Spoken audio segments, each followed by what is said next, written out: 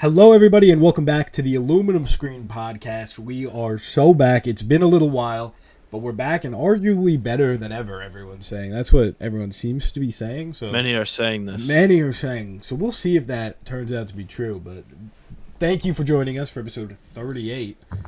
Crazy number. Brandon's dropping his mic over there. Crazy number. It's been a while, so we're a little rusty, honestly. Yeah. Emmett snuck out of the country for a month. So. I snuck away for a little while, and then I snuck back in, I guess. But, yeah, missed a lot of stuff. I swear, the second that I left, they started dropping so much news that I would have loved to, like, do videos on or whatever. And so there's been a lot. There's a lot to catch up on. So we have a big news episode this week. A daunting number of bullet points on our document this week. We might skip around a little bit. It's a lot, but it's over the last month or so, I'd say. Our last episode was end of October, I think.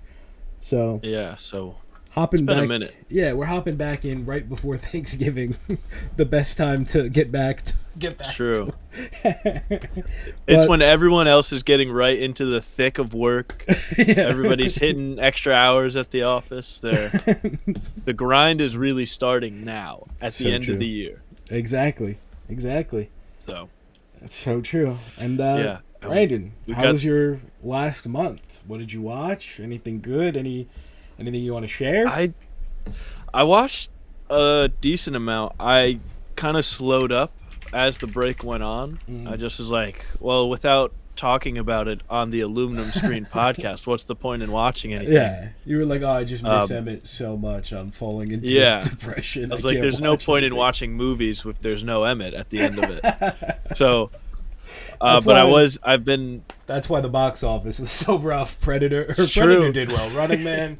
That's why it was a rough couple weeks there. Yeah. Don't worry, everybody. Because you weren't there to carry it. Yeah, exactly. People were furiously swiping away on TikTok waiting for an iSuper Eva video to pop up to buy tickets. But they didn't know which movie was good or not, so they ended up not going. So true. They didn't know where the Easter eggs were in Predator Badlands. Yeah. They're like, I think Wayland Yutani's a reference to something, but I just am not sure. I just can't put my finger on it. But yeah, I started playing more video games recently because the Game Awards announcements. The Game Awards. Oh my God, what's the word? Nominations. Oh yeah. Yeah. Wow, my brain announcements shut off. Works, I think. They announced the nominations. They announced the announcements of the announcements. Exactly. And so I started playing Expedition 33, which is a banger. And everyone's right. Charlie Cox does look like Robert Pattinson in the game. Yeah, well, I don't know why they did that. They are making like a movie, and everyone's like, "Who are they gonna cast? Robert Pattinson?" Are they actually? Because I've been seeing people fan casting it. I didn't know that was like a confirmed. I think the movie got announced like maybe even a little before the game came out. Like it. Oh wow! I forget who's doing it, but I'll look into it real quick. Dang. Oh, yeah, so I've been playing that. Finally finished Red Dead Redemption 2. Been playing Baldur's Gate 3 still. Doing a second run now. Oh wow. We're so back. We're back. But yeah, did some watches. Em and I were talking about it. K-pop Demon Hunters. Finally got around to it. This is a big moment. I give it 4.5 stars. I love this movie a lot, man. I was huge. I saw just the other day. I was going through Letterboxd from what I missed, and I saw Brandon give this movie 4.5. Might be the happiest I've ever been in my life. Oh man. Which is saying something because you were in Japan the past couple weeks, and I feel like you maybe did something that probably should be a little bit higher than seeing I rated K-pop Demon Hunters 4.5. That is a good point. I'll take it. That is a good point. It's the happiest I've been in weeks. Okay. It's right below. Okay. Almost. Hey, I'll take second place. But yeah, really enjoyed that. Then I watched Juno for the first time. Ooh. What a banger. Shout out Michael Cera. Shout out Elliot Page. Shout out to the star of Game Night, Jason Bateman. Nice. There's the reference. What that was early this week. There it is. Yeah. Dude, I've had weeks to think of how to get this done. That's true. You got to get 3 in this episode to catch up. Oh, yeah, true. Also watched Predator, the original Predator, for the first time. What a good movie, man. Have you seen the original Predator? I've seen it, but I think it was in like high school cinema studies or middle. Like it's been a while, so pretty much no, basically. Yeah, but dude, I'm gonna. It's so good. It's like 80s action cheese fest. Hell yeah! It's just like the most ripped guys in a jungle shoot, and then it kind of like turns into like a slasher movie. That is cool. I do like that element, and it's awesome. Arnold is the final girl. It's so sick. And then I watched Prey. Those are the only 2 in the Predator series I watched. What do you like more? I liked the original Predator a little bit more than Prey. That's fair. I love Prey. I love that movie. Prey was good. I gave it 3.5. I don't know if you think that's sacrilegious or anything, but hey, you know, a good rating's a good rating. Let's not get caught up on the differences. I liked Amber Midthunder. I just was like, I don't know. I think what affected it was that I had just had it hyped up for so long. Yeah, people being like, Prey is like the best thing ever. Yeah, and then I was like, yeah, it's good. Yeah, I gave it a 4, so we're not far off.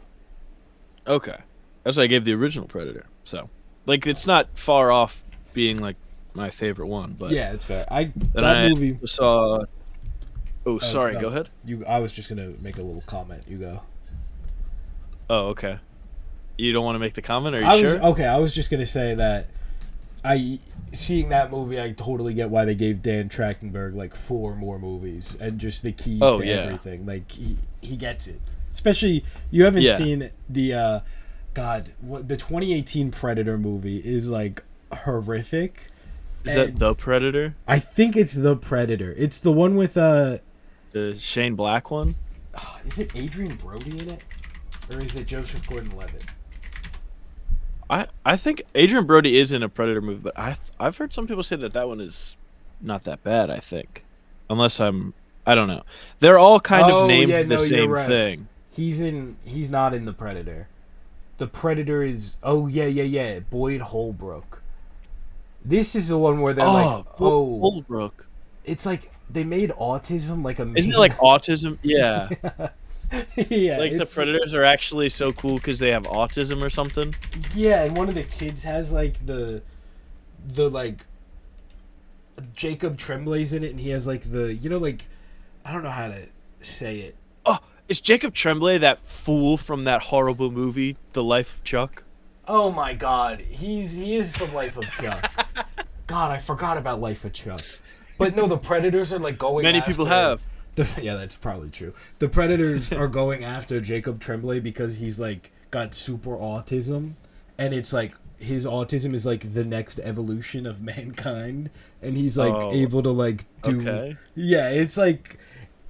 He's like really the good doctor, so they gotta hunt him down. He's like what like a 90-year-old who's only watched cable television for the last 30 years thinks an autistic kid would be. So he's like able to do like the crazy science stuff, and like I think he can like use the Predator's technology off rip just because he like gets it. But yeah, not the point. That was supposed to be a quick comment. I kind of want to watch that because that sounds horrible. It's pretty sick. Sounds like so bad it's fun kind of vibe. Yeah. Well, speaking of so bad it's fun, Die My Love I also saw, which is not a bad movie. I was gonna say, but surprised the characters in it are having such a bad time that it ends up being kind of fun. I mean, I only gave it 3 stars. I didn't love it. I overall came away kind of like mixed on it. Like for every scene where I was like, that rocked, there's another one where I was like, that didn't really land for me. Fair. Yeah, so I saw it's kind of up and down, but got like a D+ on Cinema Score or something outrageous. Well, Cinema Score isn't the best, but like I think that's also because it's a tough movie for a general audience to want to go out and see, and it's starring 2 people that like the average person might see those 2 and be like, oh, Katniss Everdeen and the guy from Twilight, let me go see that. And it's like a very experimental, and Batman, of course. Yeah. So I get it. Yeah, it's a movie about like postpartum depression and like all this like other like really heavy stuff, and it's like not a fun time, really. Yeah, that's So very fair. yeah, I can see, the overall crowd not really loving it. Yeah. But then the opposite of not loving a movie, even like if it's like a well-made movie, I saw the original Now You See Me for the first time. Mm. This movie is so good, but like it's also horrible. Like it's a bad movie, I think. But Really? I think the way it's made and constructed, it's not like it shouldn't be good. Yeah. Like the twist is kind of like, but it is just so much fun It that really I is. loved it. It's so energetic. The whole like every. Yeah. Yeah. I've only seen the first one, I think, and I really do like it. Oh, you've only seen the best one. I'll just stop there. I'll quit while I'm ahead. You can. It gets worse. I mean, Now You See Me 2, horribly named, which we're going to talk about this character a little bit later on. John M. Chu directed Now You See Me 2. Did he This really? guy needs to get way better at naming sequels.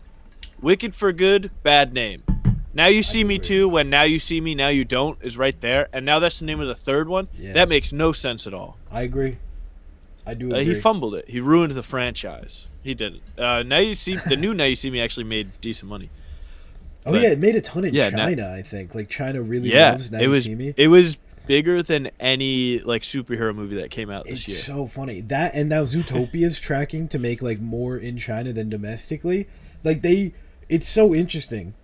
They have like their little movies from here, Yeah. and then they ignore Well, I all think- the other ones, which makes sense.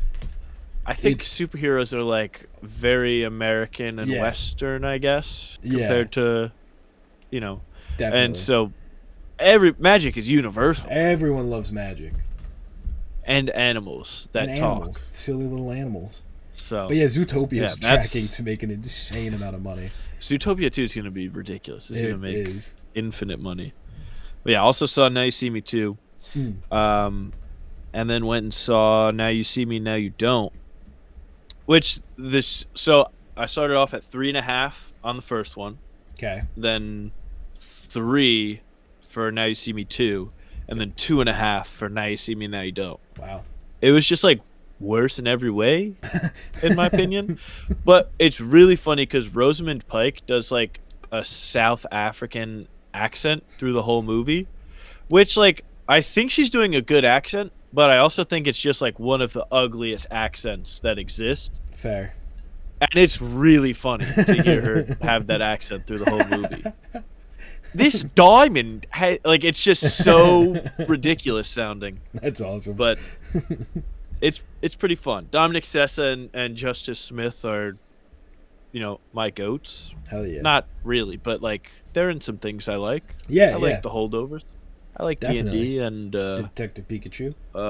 Detective no, Pikachu. I'm thinking of the good movie he was in. Oh, Detective Pikachu. I saw the TV Glow. Oh, and Detective Pikachu.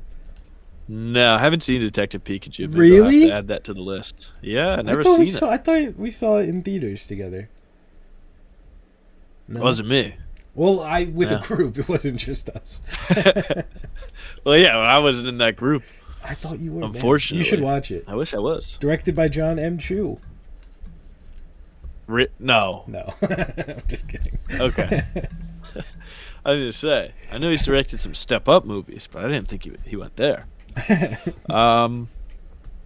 Yeah. So Mark Ruffalo is not in the third one. He's in the first two, and then he's like not in it. And they're like, there's like a line in the movie where they're like, well, like the reason the group broke up. Slight spoilers for Now You See Me 3, by the way. Now You It's 3 okay. Me. Mark Ruffalo's. So you don't, I guess, know the plot of the second one either. No, but is it Isla Fisher is not in the second, but came back for the third? Yeah, she came back. Okay. Yeah, she was replaced by, oh my gosh, what was her name? Oh, so was it the same character? No, she was replaced by Lizzie Kaplan, who played a new character named Lula. Okay. And then in the third one, Isla Fisher's back, and they're like, "Oh, I'm back," I killed Lula. whatever. And then no, Lula ends up showing up. Oh, really? That might That's be a fun. little bit of a of a spoiler there, but That's fun. yeah. So Mark Ruffalo. Also, they're like the group broke up because Mark Ruffalo got arrested, and he's in a Russian prison. So they were like trying to do a thing in Russia, I guess, and then they got too cocky, and Mark Ruffalo got arrested, so he's not in this movie. And they don't Presumably like try and because he was help him. filming Doomsday. No, because they're doing something else for some reason. Interesting. That's not totally apparent. And then, yeah, I won't spoil it, but yeah, there's they at the end of the movie they set up some future installments. Oh, we're getting it now. You for Maybe. me. Yeah, well, it made money, so we will. But then true. we were on a Mark Ruffalo kick, so we watched Spotlight. Oh, okay. What a great Not movie, familiar. man. Won Best Picture in 2015, I believe. Oh, wow. Yeah, it's Michael Keaton, Rachel McAdams of Game Night fame, Nice. Mark Ruffalo. Also, Liev Schreiber and the dad from 13 Reasons Why. Hannah's dad is in this as well. Oh, okay. Which is pretty cool. It's about like the Boston Globe doing a report on the church and the like cover up of pedophile priests, Oh, it's in my watch list. like abusive already. priests. Hell yeah, you should watch it. It's really good. It's like, and Stanley Tucci's in it. Oh, it's just like people talking, and it shouldn't be exciting. And also like the subject matter is like pretty upsetting. Not fun. Yeah. But it is like the script and editing of that movie is so good, and every performance in it is like incredible. Wow. It's really good movie. Really enjoyed that a lot.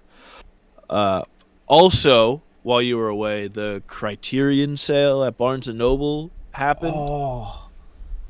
So I've done some damage in the wallet space. What's the damage? Oh, I've got the stack here actually. If you want, I can do some reveals if we want. Yeah, let's do a little haul. Well, first, this is not in the Criterion thing, but I got this Coraline Steelbook.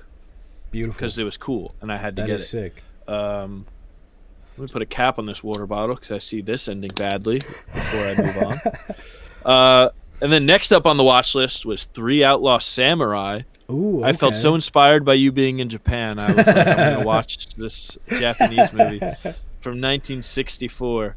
It was a really, really good, fun samurai. The choreography in it is like absurd. It's so good. And it being from like 1964 also is like awesome. Cause it's like, damn, like the choreography and everything of like, it's just awesome. Very good movie. Cool. Recommend. Then I picked up Perfect Days. Oh my God! No way! You really were inspired. Yeah. And then here, I'll stick with the inspiration here. I also got Tokyo Story.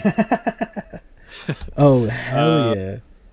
That's it for my Japan pickups. I want to give Perfect Days another watch. I watched it last year and I really liked it, but I don't know. I feel like I should like it more. It just feels like something I really love, you know?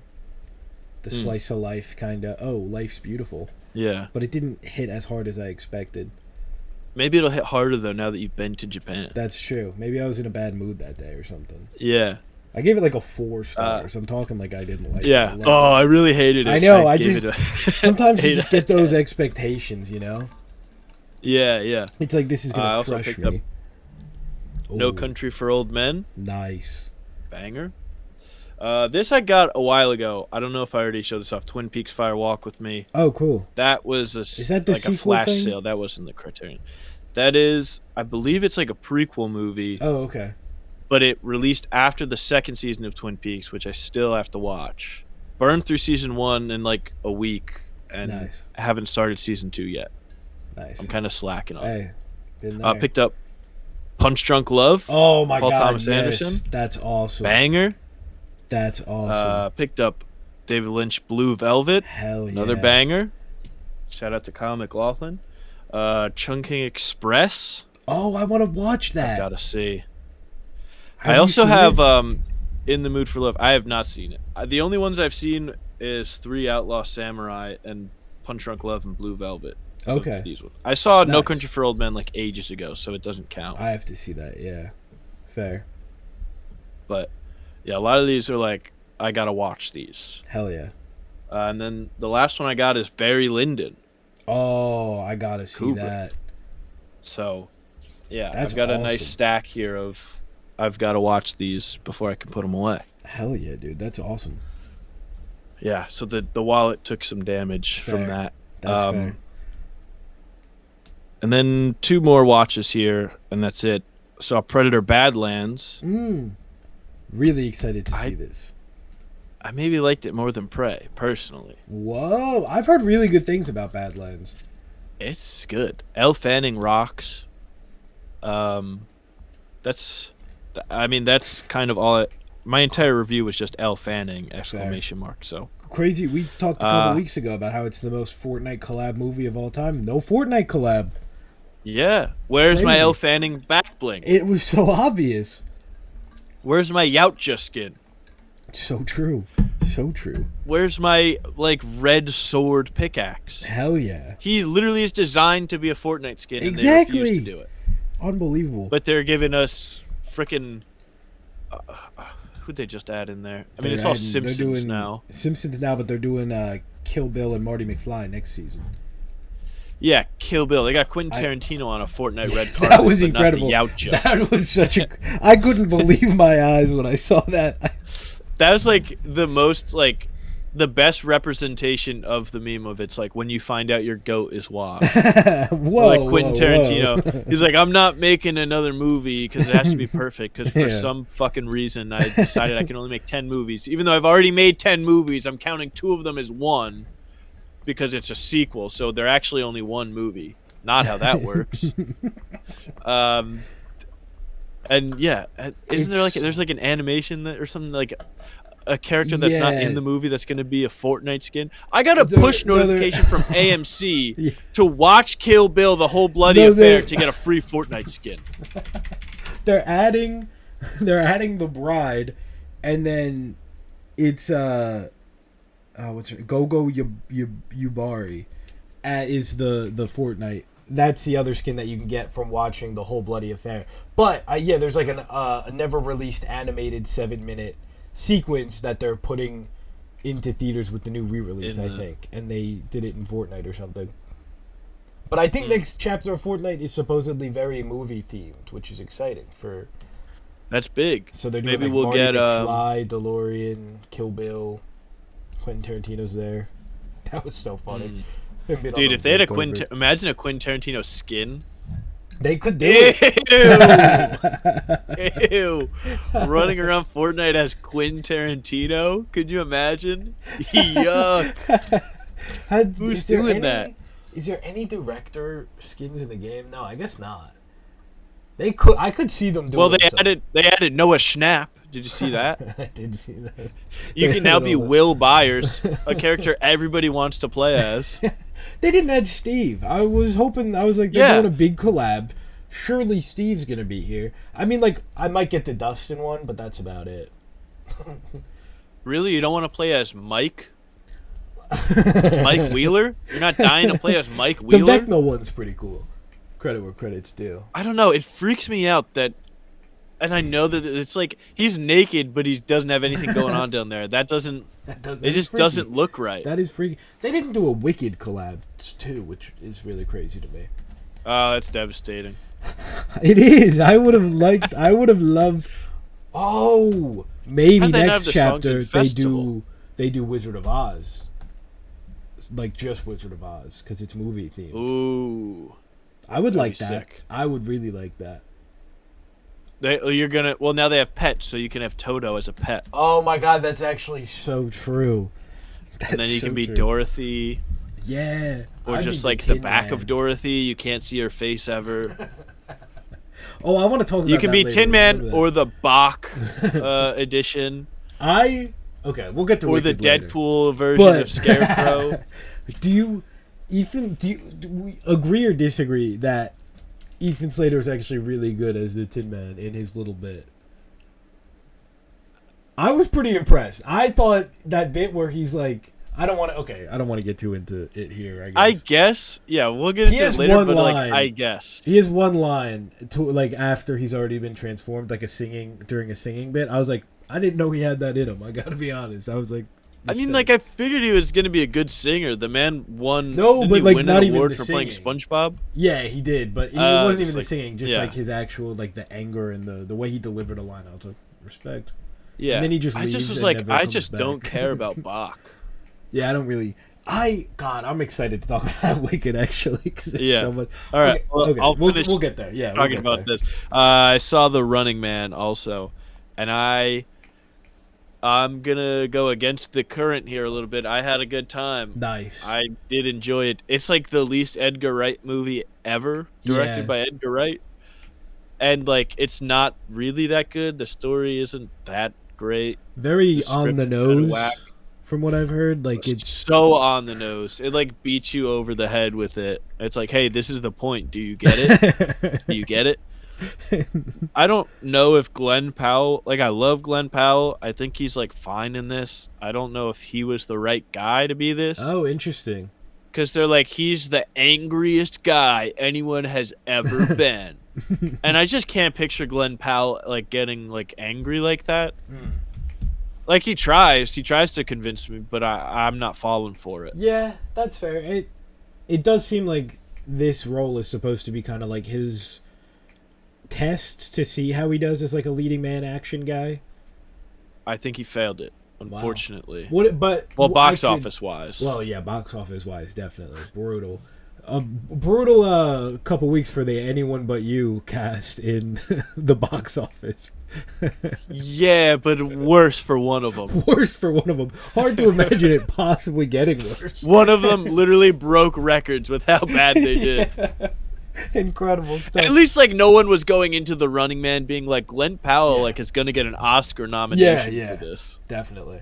And I think Glenn Powell, I mean, I haven't seen the movie yet. I'm excited to. I was pretty shocked by, like, the reviews generally. I was like, damn, I guess, because expectations were high for me, I guess. But I could see Glenn Powell being maybe not, like, the serious leading man action guy, but being more of, like, the goofy. Like, I feel like that might be where he shines. I saw someone compare him to kind of like a Matthew McConaughey, where he's like so good at rom-coms that he doesn't kind of break out of that until like later on in his career. Needs his Interstellar kind of thing. Yeah, like Interstellar, Dallas Buyers Club, and like was it True Detective? Is that the show? Yeah. Like that all kind of happened at the same time, and then it like kind of flipped, and people were like, "Oh, Matthew McConaughey's like a serious actor. He's not just the guy from rom-coms." Yeah, that makes sense. But like he's fine in it. I did think it was really funny. The one tweet I saw that was like, I liked The Running Man, but I just could not believe that Glenn Powell was the father of a biracial child. Like it just wasn't believable to me. Which, to be fair, it really does feel like this guy is watching this child. That's not his child. Like he felt more like a babysitter than a dad. Is it that the kid's like sick, but it's just like a cold, or was that like an exaggerated thing I read? No, the kid is pretty sick, I think. It's like they don't go into like, they're like, yeah, this kid needs drugs to get better. Okay, that makes sense. But we're so poor, we can't afford medicine. That's what I figured. And then I saw a tweet, or maybe it was in like a podcast or something, where they were talking and they were like, yeah, she just had like a cold. She seemed fine. But I didn't. That makes more sense. Well, yeah, she does seem fine, because she is like, I think she's like less than 2 years old or something. Oh, really? So like she's like a baby. Oh, I thought so it's like hard to. So like you can't really tell. Yeah, they're like, this baby is really sick, but there's no shot of like the baby like it's like face turning yellow or whatever. But that makes sense. This movie gets really good when Michael Cera shows up, and then when Michael Cera's no longer in the movie, it's like it comes back down to earth. But Michael Cera and Coleman Domingo and Josh Brolin are all really good in it. Fair. I'm excited. But yeah. Also, one of the guys from Please Don't Destroy is in it, and he's really good in it too. Oh, which guy? The guy with the glasses guy. Oh, okay. Was it Martin, I think? Black hair, glasses? I think it's Martin. Yeah, Martin Harilli, I believe. That's awesome. That's Hurley. fun. Hurley, but however you say it. Yeah, But yeah. Oh, he that's was, fun. and I didn't know he was gonna be in it until like the opening credits was playing, and I like turned over to Rebecca. I was like, I think that's one of the guys from Please Don't Destroy, and then he shows up, and I was like, yeah, that's my boy. There he is. He's a great character in that movie. But yeah, he was in Hubie Halloween. All right, Damn. not important, but shout out, I guess. Hell yeah. Yeah, that's about it for my watches. And then obviously I watched Wicked for Good as well, Hell which yeah. we'll get into later. I'm excited for that. Yeah. So how was your I don't even know how many watches you could have fit in Not many. Japan. I pretty much watched nothing while actually there, but the plane I got a couple.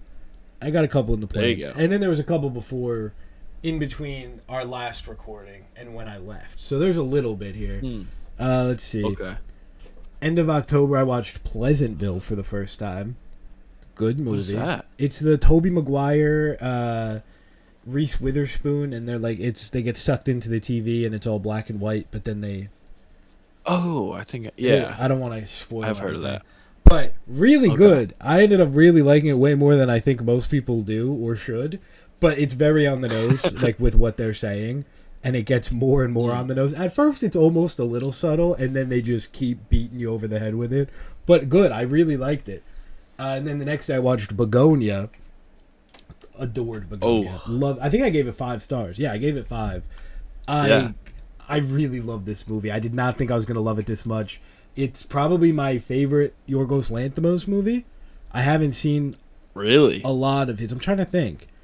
I haven't seen a ton of his. I didn't love Poor Things, famously. So that's okay. so like I don't really have like a super. I do like Killing of a Sacred Deer a lot. That's probably was my favorite before this one. Only one of them has Stavros as a Exactly. predator cop, though. Exactly, incredible. When he showed up, my theater, people gasped and like one guy cheered. It was really funny. I wish it spread more. But this was one of those movies where like, you know, seeing it's mostly just a bunch of dudes like alone, and then leaving the theater, we all kind of congregated and talked about it, which is always fun. It's like, and one guy was like, "I'm vibrating. I'm not going to be able to sleep tonight." Like it was like everyone really loved it, so that was just fun, just a fun vibe.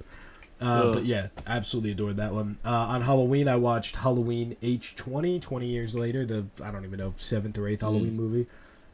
Gave it 2.5. Fine, nothing really to say. Then we get to the plane movies. I figured I would catch up on some stuff I missed, and so I watched Oh Hi was my first plane movie. Really liked it. Oh, what'd you think of it? Really liked it. Yes. Really, really fun. I Funny movie to loved watch Oh Hi. on a plane with some of the scenes, so that was fun. But really, really enjoyed it quite a bit. I didn't know anything going into it. Like I just knew the poster pretty much of them in the bed, so I thought it was really funny where it went. And liked it quite a bit. What's the woman's name? Molly Gordon. Molly Gordon. Really like her. She's great. And then I watched Mithrigan 2.0, a movie that I missed early on in the year. Gave it 2 stars. I had fun with it, but I also think I was like insane for being on a plane for so long. So like I don't know what I would rate it in a normal world, but I had a good enough time. And then I watched one of the greatest plane movies of all time, Anyone But You, funnily enough. We were just talking about it. Really? This is like the 3rd or 4th time I've seen this movie, I think. I don't know what it is. Oh my God. I like this movie a lot. It's just such like a fun little romp. I've only seen it the one time, and from what I remember, Glenn Powell kind of carries it really hard. And I remember like seeing it and being like, Sydney Sweeney's like not even really good in it. Yeah. But it's just like her like just being near Glenn Powell and like sharing a scene with Glenn Powell so much, it kind of tricks your brain into being like she's got like they've got great chemistry and everything in that. But I remember, I don't know. I think Glenn Powell just. I don't think she's like particularly great in the movie. Like I think she's doing close to the bare minimum, maybe like a little better than the bare minimum. But I do think that her and Glenn Powell have great chemistry, so that kind of supersedes it. But I don't think her performance is like anything of note. I don't really think she's trying very hard. But Glenn Powell, he's putting work in.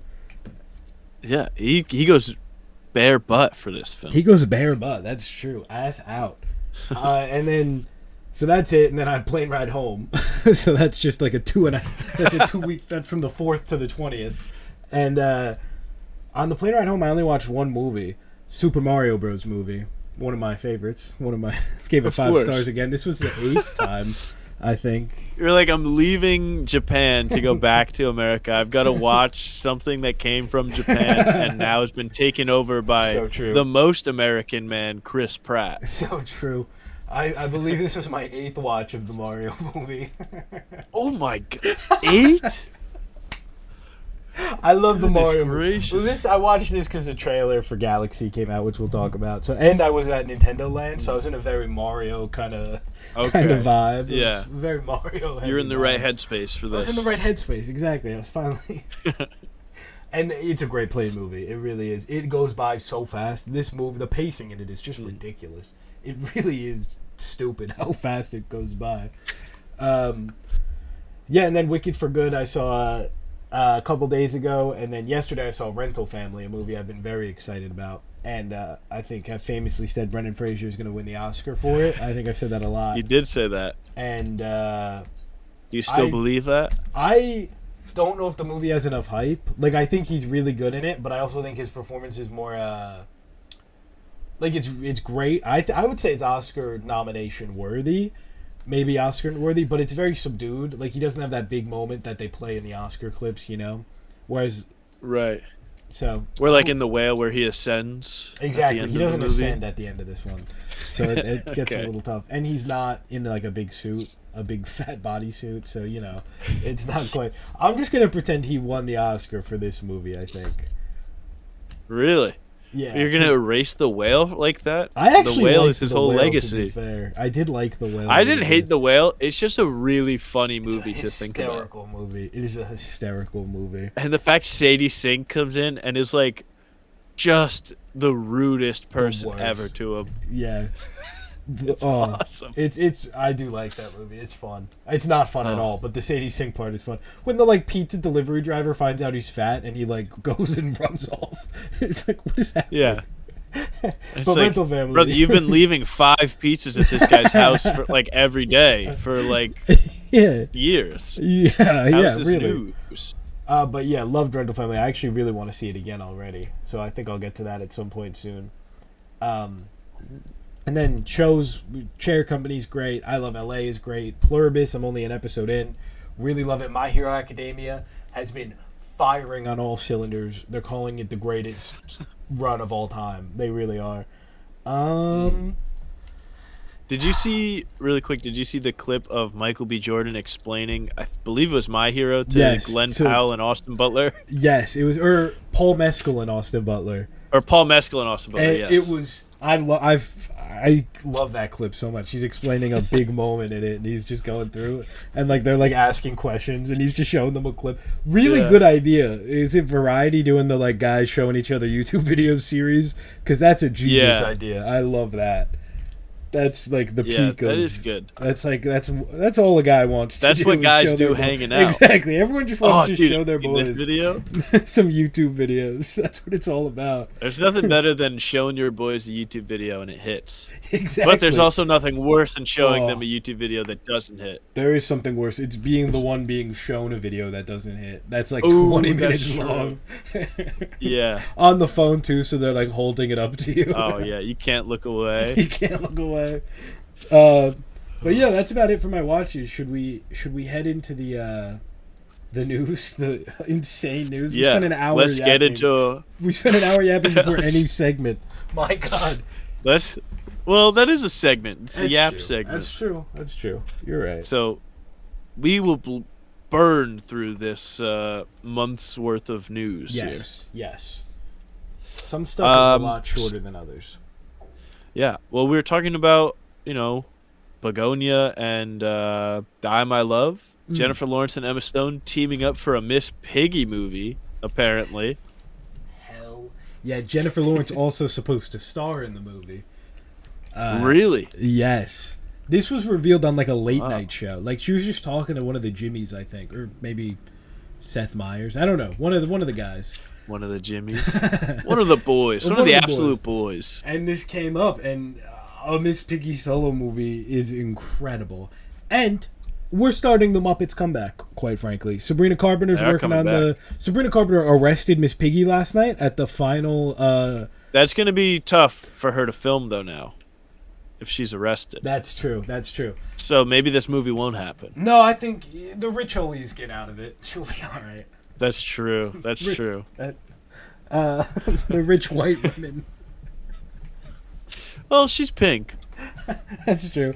And we know that they're doing the Muppet Show on Disney Plus early next year, starring Sabrina Carpenter in the first episode. So, big stuff going on in the world of the Muppets. Very also, about this. Speaking of Muppets, someone asked Ryan Johnson about the possibility of making a Knives Out movie with Benoit Blanc and like the rest of the cast is Muppets.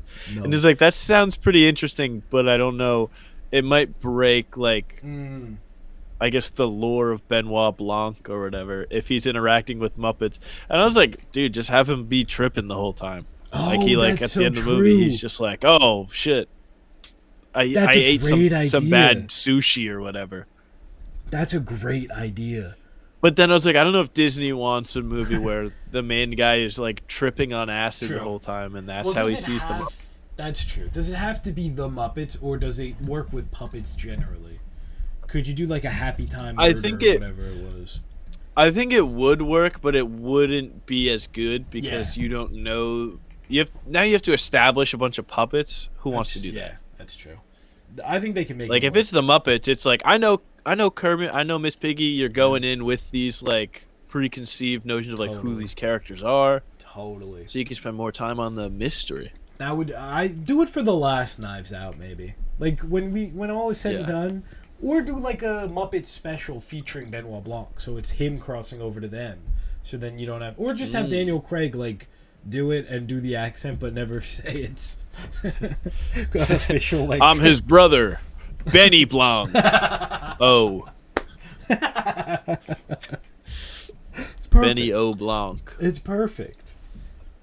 I think it could work. I just do it. Who cares? Just do about it. Why not? Let's just get it going. This is truly a daunting amount of news.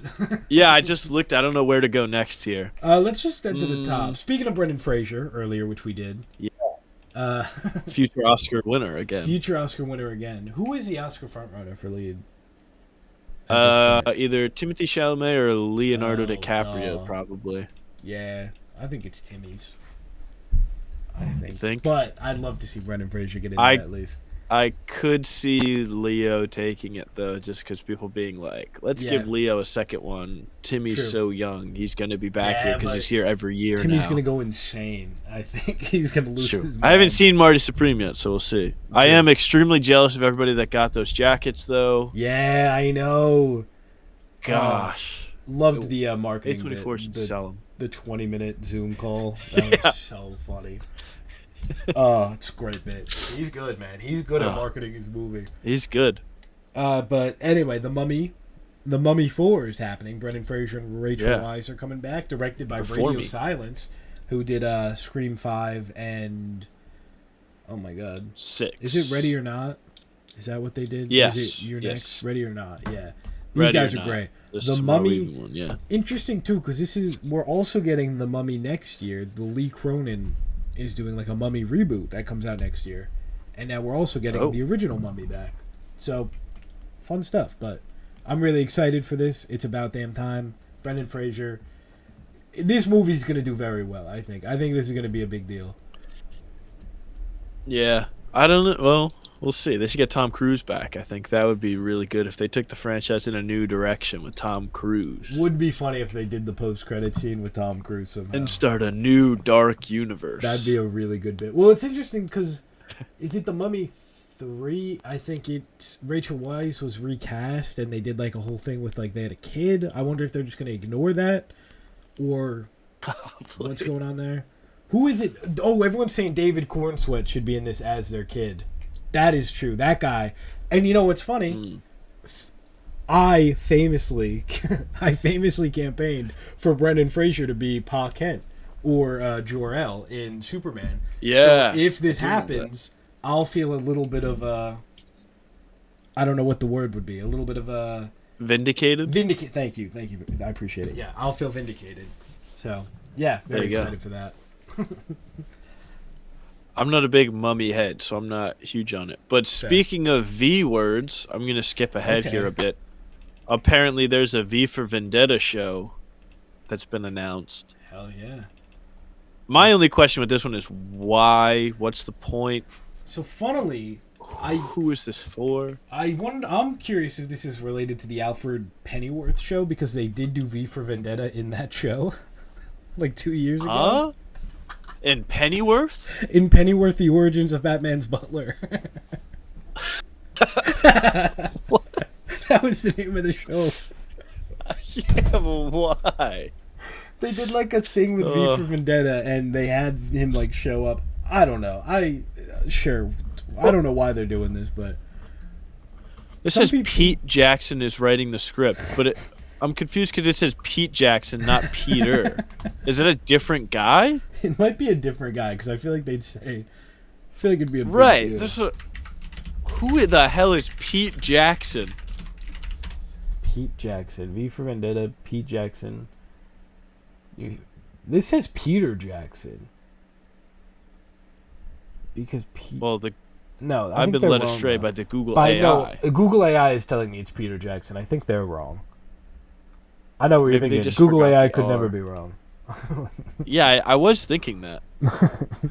I've seen some people speculate this is like a Natalie Portman thing and it's a sequel to the movie. I don't think that's the case. I think it's just... Well... I think Watchmen did well on HBO Max. This could be a typo, possibly, by Variety, because it says Pete Jackson. P-E-T-E Jackson. Maybe they just forgot the R, and that's where the Google AI pulled it from? The IGN says, Variety reports say that Pete Jackson, who wrote the British series Somewhere Boy and is not Lord of the Rings director Peter Jackson. Oh, so it is Pete Jackson. It's good old Pete. Yeah, I mean, are you excited? This guy's been coasting off of people assuming that he's Peter Jackson the whole time, surely. Are you excited for this? Do you care? I don't really. I don't really either. James Gunn is producing the show because it is DC, but I don't think it's like gonna be. I guess they could crossover. I don't think they will. Maybe they'll have Alfred show up. They might have Alfred. Oh God, can you imagine? This is where we see DCU Batman for the first time. And do you know who it is? Robert Pattinson. Of course. Hell yeah! I'm back in on the show. Speaking of DC shows, we did get the official confirmation of that Jimmy Olsen show, and it is pretty much what the leak said. A week-to-week kind of fun romp thing. It was at one point. It seemed like it was called DC Crime. James Gunn luckily shot that down. That's not the name of it. I'm guessing it'll be like Daily Planet Stories or something like that. Gorilla Grodd is the main villain though, which is huge. Yeah. Are we ever getting the Flash in this world? I guess this is also a news topic, so we could. Every time I hear DCU news now, I'm kind of just like, is it gonna happen with this Warner Bros. Sale? Like, I'm hopeful, but I am nervous. Yeah. I can't lie. DC, I would be so upset to lose it after we just got it. It is so insane to me. Like, on the topic of the Warner Brothers sale thing, it's like they finally had a good year and they're selling it now. Well, that was as I was playing all along to finally have a good year. I know that was his plan the whole time, but it's just like insane to me that that is like a viable business strategy to suck for years, have a good year, and then just sell it. Yeah, when you have a good year.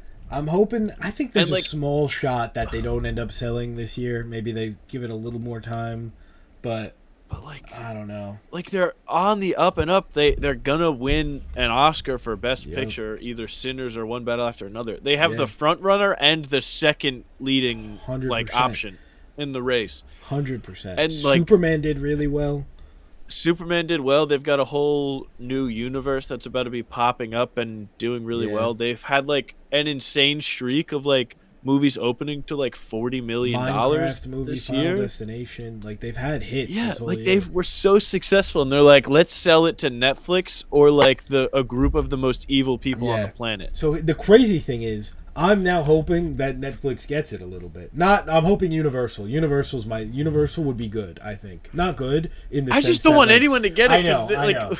But like at this point, I know. it's just I know you're saying like, it's of like the what's options. the worst, the least worst of the Yeah. options. But I'm just like, they're all bad It options. is. Like I don't And feel good rooting totally. for any of them. Totally, but I'm full in on rooting for Universal now. I mean, they are like the ones that like are the least worst case scenario, and there's a benefit here. DC and the Universal parks, that's worth a monopoly in my opinion. Well, that's Six Flags territory for yeah, as not long as they're anymore. around Yeah, still. they're on death's door, and they deserve it for getting rid of King Ka. Yeah, That's not unfortunately. That's not good. Yeah, R.I.P. Great Adventure. But they've got that sick new Flash ride. Have you seen that? I have, and You're a big Flash guy. I am it a big looks Flash really guy, bad. They got rid of it does. It's a boomerang, whatever the fuck that means. But and I mean, like Caption. if Netflix gets it, it's still a little better than Paramount, maybe much better. They are like Netflix was like, oh, we're gonna still do theatrical. Yeah, okay, buddy, for like a month, and then you're gonna stop that. Like, Yeah. what are we talking about here? But like, I'd rather Netflix get it than this Paramount team of just the worst people. Larry Ellison just. Although news did drop today that Donald Trump apparently really wants a Rush Hour 4 to be made, and that might be. That's true. I'm sure he does. That's true. He won't be around to see it. It doesn't matter. He's pushing for it. But yeah, I don't want the new Paramount near this. It would be bad. Why is he pushing for a Rush Hour 4, dude? Hold on, let me pull up this. I did see that he said that, and I was like, I don't know if this is real or not, but I'm not going to look into it. The U.S. president. I'm just going to look up Rush Hour. The U.S. president has reportedly asked Paramount for a 4th installment of the golf comedy starring Chris Tucker and Jackie Chan. Whether he wants an acting credit or suddenly... Wait, what? Oh, they're implying that he wants to be in it? I didn't get that vibe. Yeah. Rush Hour 4 could finally get the green light thanks to a surprisingly powerful That's so funny, man. Jesus Christ, man. That's incredible. But apparently one of the big reasons he wants Paramount... I mean, there's a lot of reasons he wants Paramount to get Warner Brothers. One of the leading ones is because Larry CNN... Ellison, It's like a personal Boys with beef him. with CNN to get... So he could control CNN. And Yeah. the Larry Ellison. Larry Ellison, I believe, is the TikTok guy as well, right? Or is he the son of the TikTok guy? I'm not sure, to be honest with that. I think he was involved in the TikTok deal. So maybe I can't That say would anything make bad sense. about him. No, I'm just But he's kidding. also like... No, he's a bad. big donor of Trump. Oh, for sure. Like, it's just And it's very ridiculous. Why? bad, just generally, to have that one guy control the biggest social media platform. Some of the biggest, the biggest studio. Yeah. And then Yeah, two of Trump the did biggest tap him studios. to run TikTok, I'm seeing. Yeah, he's involved. The deal is still, I mean, it was signed, but like it's 6 months out from like actually what's happening. So who knows? Yeah, he's just like just a bad guy, I think. Yeah, not a good guy. And I to keep him like, there's no way like what happens to James Gunn in the DCU? Like, obviously there's worse things to worry about, but like that doesn't stick around in its current state, right? Paramount said it would, but like it won't. It won't be as woke. They're gonna make Peacemaker straight. Oh, and didn't a bunch of like people from Saudi Arabia get involved too? Yes, that's the thing. Like he linked up with a bunch of Saudi billionaires to like get the money to buy it, like to like increase the bid by like a crazy amount. And that's not worrying as if at it all. wasn't bad enough. Yeah. Jesus Christ. And what was it? They got EA or something? Okay, whatever. We don't have to get into all this. It's bad and gonna get worse. I think. Yeah, much. How to wrap that up? Oh, but I wanna. Didn't Mr. Beast open like a shitty theme park in Saudi Arabia? Oh, recently? he did. He did. I didn't. I haven't might seen have anything since it opened. I did see he was opening one. But I saw a video and it was just bad, and it was up for like a week. Like it was like a quick. yeah, It's interesting. It's very. Oh, the park's interesting. closed now? I think it was like a 1 week event or something. Oh, I was gonna say we should make an aluminum Oh my god! screen trip to that would be incredible. to Mr. Beast Land. How much is? It's got to be open still. Mr. Beast Land. Yeah, how much is a trip to Riyadh? I got miles now. Yeah, there you go. How long is flight? Ooh, the ultimate experience is a first of its kind destination. We can get ticket now. Oh, the flight's 14 hours. I can't. It's not even the money. It's the time. Oh, we could can use just miles, record but... like 3 episodes then. Oh, that's true. I can't get on a plane for that long. I can't do it. But it would, Emmett, they're only open November 13th to December 27th, apparently. Let's go on Christmas. 2 zones, Beast Land and Beast Arena. It would be a really funny bit to go for no reason and like not even say we're doing it for the podcast and like write it off and then just like do an episode there, like nothing related. God, I would love to do that though. Dude, that would be pretty fun. Yeah, it's pretty tempting, honestly. It's very tempting. I think we should start like another thing in addition to the aluminum screen that's just for traveling to Riyadh. Yeah, the aluminum our travel account. Yeah. the aluminum travel. Aluminum points, I don't know. Oh, there's still so much. Well, okay.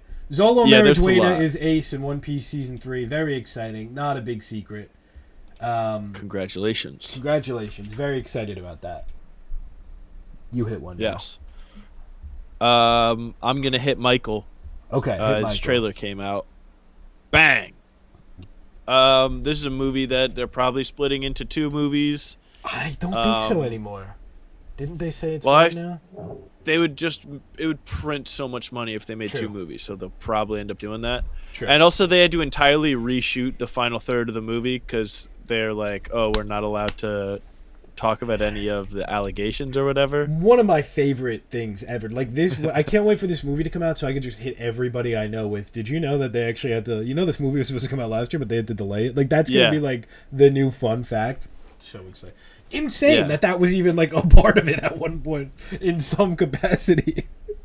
Yeah, but they like legally weren't allowed to do it, so they're like, all right, we're not doing it anymore. Yeah, which I don't care about this very much. I don't even think they were like tackling the allegations. I think they were just using real footage that just so happened to include one of the kids, and they're legally not allowed to. Even yeah, crazier. No, I know, and they're not allowed to like use any. Yeah, I know, it's insane. It's just bonkers. Insane. Alrighty, you're up. Excited? Are you excited for this? The Michael trailer? The Michael movie? The Michael movie? People are really excited. Really? Well, people like a biopic where they can go and hear songs they like playing really loud in a theater. I heard people buzzing about this in Japan. Like, this seems like a big deal. Really? Well, they were, I think, American. It was like... they were at Universal. It wasn't like they were in the streets of Tokyo. But like people were like, "Did you see the Michael trailer?" Like I think this is a big deal. It broke the record for like most viewed trailer musical biopic in 24 hours. It seems to be big. This is gonna print money. I didn't know Michael Jackson was that big of a deal. Oh come on! Surely you had to have known that. I knew he was a big deal, but like, I didn't know he was like that big. Dude, people would pass out just from like seeing him at his concerts. This guy was like a god. Yeah, no, I know he's like big, but like I didn't know people cared anymore. I guess but clearly they do. Yeah, well, I mean, he only died in 2009 or whatever, so it's not like Really? Yeah, well, he died young. We were alive at the same time. Yes, I thought he died in like the 80s or the 90s. You were in his like primary age group, his preferred age group. I thought he died in like the 80s or the 90s. How old was he? He wasn't that old. He died because I think he got like bad. He was 50? Yeah, he got like bad meds from his doctor or something, I think. Well, Oh, that's how he died? I'm pretty sure. I thought there was something with like. I don't know. I was a child when this happened, so. Oh, can I ask an inappropriate question? Well, I typed in "how did," and the first thing is "how did Mr. Beast get rich?" So it's not what I'm looking at, but it is kind of tempting. Yeah. Why? No, let's. Oh, I'm not going to ask that. Well, let's move on from. He died of acute propofol intoxication caused by a lethal dose of the anesthetic administered by his personal physician, Oh, Dr. that's so Conrad sad. Murray. Murray? Oh no! This Oh is my no, legacy. your ancestor. I can't believe we were Yeah, alive at the same time. I can't believe that you didn't know that. I feel like it I was like a huge story in like when we were kids of like Michael Jackson died. oh, I wasn't. I wasn't. You weren't tapped into I the wasn't Michael tapped Jackson in at sphere. 8 years old. You were like, I'm playing Pokemon But I do, Diamond, yeah, bro. exactly. But I do remember when Amy Winehouse died. That was a big deal. Really? When I'm did like she, the opposite. she died in 2011. Oh yeah, I was old by then. I was keeping up. You are You know? old 2 years later. I was keeping up. I was a with child, unaware of the world, and then I became old 2 years Exactly. later. Hey, I wasn't even sentient in 2008 or whatever. Okay, anyway. That's fair. They're doing Stranger Things forever. The Stranger Things Tales from '85. I don't know if a trailer dropped or pictures or what. This is the animated series set between season 2 and season 3. Wait, is I just hearing that it's between season 2 and 3? Is this like the spin-off show that they tried to have in season 2 of like, here's the X-Men? No, I wish it was. No, this is just You like wish. I kind of do because I think that'd be more interesting. This is like because this is like a canon thing taking place between 2 and 3. What happens there? That's so interesting. Wait, you know, but it's not like the main cast. it's they're not. I think some of them might be voicing the characters. It's animated. Oh, so like Noah Schnapp will be in it because he's got shit else to do. Wait, all of them are here? What the? It's like they're introducing new hell? monsters and stuff in it. I guess I actually like the way it looks a lot. It looks kind of like a Telltale game. Yeah, I like the art style a lot. I mean, like, is it going to be canon? I think it is, but I hope it's not. Oh 'cause wait, I feel like it's more interesting. they do. The original cast is not voicing them. Oh, none of Odessa them? Zion's apparently in it. What? To IMDb. I don't know what role she's in. It's not listed, but it's all like different kids playing them. I do feel like they should have waited a little while to do this because it doesn't actually make the final season less whatever, but I feel like it kind of does. It's still the end, but it's like they're doing Stranger Things next year, and they're doing the spin-offs and whatever. Are you excited for Stranger Things? It kind of snuck up on me. I've not been super excited. Like I haven't been like rewatching the show or anything, but like I really liked Stranger Things, especially season 1 was really good, and season 3 I enjoyed.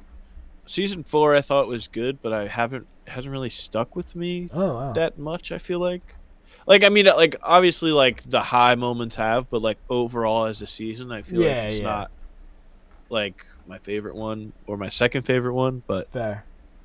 I don't know. We'll see. I'm really, really, really looking forward to it Wednesday. I can't like I know when the trailers and like we talked about it, earlier this year, and it was kind of like, oh, they took too long, all this stuff. I knew I was gonna get sucked right back in around the time it came out, and I totally did. Like I'm all in. We watched it in Japan a little bit. We rewatched season 1 and 2 just when we were like having downtime, and I was like, boom, I'm right back. I'm actually so excited for this. I'm excited. Like I'm sure once I press play on the season 5 episode 1 or season 5 part 1 episode 1, I'll be like, all right, I'm back. No, then I'm out. Who do you think's most likely to die? We'll get one prediction out before next week because next week will be Stranger Things. One prediction. Lucas is probably gonna die. Oh, really? I think Dustin. Well, that's just because Caleb McLaughlin was like, well, my finale was different than everyone else's. That is true. Which there's not many other things that can mean. Yeah, I could see them maybe split up. Like maybe there's a little time skip and they all go off. True. Him and Max go one way. Ooh, I think Dustin is a what's his face might die. Will's brother. Oh, Jonathan. Yeah. Yeah, I That think pervert Steve might get what's coming to him, and then I- Steve can get with Nancy. I Steve's think not going to Steve's die. good. Yeah, I will that's exactly what I was guarantee going to say. I think Steve's fine, and I think Dustin's going to die. I think they know we think Steve's a goner. The two of them are going to be together. We're going to think Steve's about to save Dustin, but Dustin saves Steve because he's like, I'm not losing Ed. And it's like, oh, I'm so upset about Eddie. I'm not letting you go too. And then he saves him. No, That's you know what it's going to be? What, Eddie comes I'm back? going to tell you this right now, and you can book this. I'm excited. So it's coming out in 3 parts, yeah? End of part 1, the big reveal, cliffhanger ending. Eddie Munson is not dead. They brought him back. I don't Whoa, disagree. Joseph Quinn's back. And then part 2, I don't know what they're doing in part 2, but part 2, you know, they're having adventures. Everyone's like, oh my gosh, Eddie, you're back. We love you so much, Eddie Munson. Remember when you did that awesome thing in the cafeteria that we all love? Can you please get on the table again, Eddie? Eddie, please get on the table and be like, oh, as long as you go to parties. And also, we really love that you were like 24 doing that to a bunch of like children. Eddie, can you please sing Chrissy Wake Up? Yes, sing Chrissy Wake Up again. Play a Metallica song that came out like a week ago that you've already memorized. And then part 3 will end with him dying again for real this time. And then they're all going to be sad about it again. I do think That's Eddie my could come prediction. back. Well, did you see they were on that damn radio show where they have to call someone that they know and be like, "Are you sitting down or standing up?" And they have to predict it. Which I'm that learning of pisses a me off. whole new world right now. Really? You've that's never a seen show? this? They call somebody and they say, "Are you It's a sitting bit or on a standing?" radio show where they're like, "Oh, call one of your Oh, famous okay. friends." As a bit, and be I like- guess it's funny. I thought it was Yeah, like it's a like Hot a bit, Ones-esque thing where they just call people. Oh, and say no. They had okay. like Dustin and Steve on. Joe Keery and Gaten Matarazzo. Couldn't think of their names at first. So they were on, and then they were like, "Will you call Finn Wolfhard for this?" And they're like, "Yeah, we'll call him." So, and then they have to predict before if he's sitting down or standing up when they call them. That's It's just such an a incredible fun- bit, really good. So they call him, and he's like, "Oh, I'm standing up." He's like, "Oh, I'm hanging out with Joe Keery right now." Oh, But Joe Keery interesting. was one of the fellas calling him, so he wasn't. And they were like, "Wait, I'm Joe Keery. Like, what are you talking about?" He's like, "All right, I gotta go." Interesting. So he hung up. That's actually So that- huge. Once I saw that, I was like, "All right, this guy might actually be back." I don't know. I think I don't know if he's gonna like be fully back to life and be a main character, but I think they'll be like in the Upside Down and see him or something, or like Vecna put him in Dustin's head or something. Like I think Joseph Quinn will be Ooh. there. He makes him sing "Chrissy Wake Up," side down. Please. Does Chrissy come back?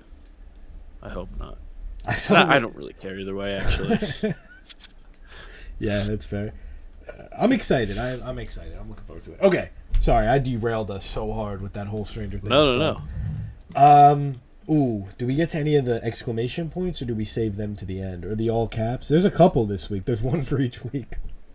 You can hit this one. I think this is. Okay, let's just. You can let's hit just basically try. all the all caps ones. Well, Well, there's 2 that kind of go together here. That's fair. I'll let you cook on the Zelda first look and the Mario Galaxy Yeah. teaser. We got some big stuff. Mario Galaxy full trailer, and man, oh my god, I am so excited for this goddamn movie. Brie Larson is Rosalina, Benny Safdie is Bowser Jr. Which is, they did it again. They That was got me insane. again. Seeing his picture pop up was insane. That is, when that happened, I was like, God, I'm so excited to talk about this with Brandon. This whenever guy I get is an back. uncut gem. Great bit. He said that, and I went, "Oh my god, it's Adam Sandler." They got Adam Sandler to be Bowser Jr. And then it was more surprising somehow. It was better. But yeah, it looks incredible. They're doing Galaxy, like Rosalina's here. They're also throwing Bowser Jr. in the mix. They're incorporating like we see Casino Delfino for Mario Sunshine. We see the Sand Kingdom for Mario Odyssey. Mario Bowser Jr. is very Mario Sunshine, but then he also has his Mario Wonder look as his like souped up design. He's doing the paintbrush stuff from Sunshine. He has the Prowler theme, literally the same Prowler theme from the Spider-Verse movies. Fascinated by what happened there because it is the exact same thing. Yeah, I'm really excited for that. I think Brie Larson sounds great as Rosalina. They've got Rosalina doing like Smash Bros moves on this robot, blowing him up. It looks beautiful. The Mario movie is not everyone's favorite for many reasons, but I think everyone agrees that it's like really pretty, especially for an Illumination movie. Like I think I don't know. I think it's some of the most beautiful stuff in animation in the past couple of years. And this movie looks like it's just doubling it. We get like the Star Festival, which kicks off the game, and it looks gorgeous. We have like we see our first planetoid, which is like the planets in Galaxy, and it's Drip Drop Galaxy, and it looks just stunning. I'm really excited for it. I'll leave it at that. I think it looks incredible. It comes out April. Cannot wait. I cannot wait. Yeah, I saw the first trailer, or I saw the trailer before Wicked for Good, like for the first time in the theater, and I was like pretty excited, but then it just felt like it was missing something in the trailer, and I was like, there's no Monty Mole in this trailer. Oh, that's so true. So they've downgraded a bit on this most recent trailer. You know, that's fair. I'm frightened to find out who's voicing Monty Mole if someone's like voicing him. That's how I feel with Yoshi.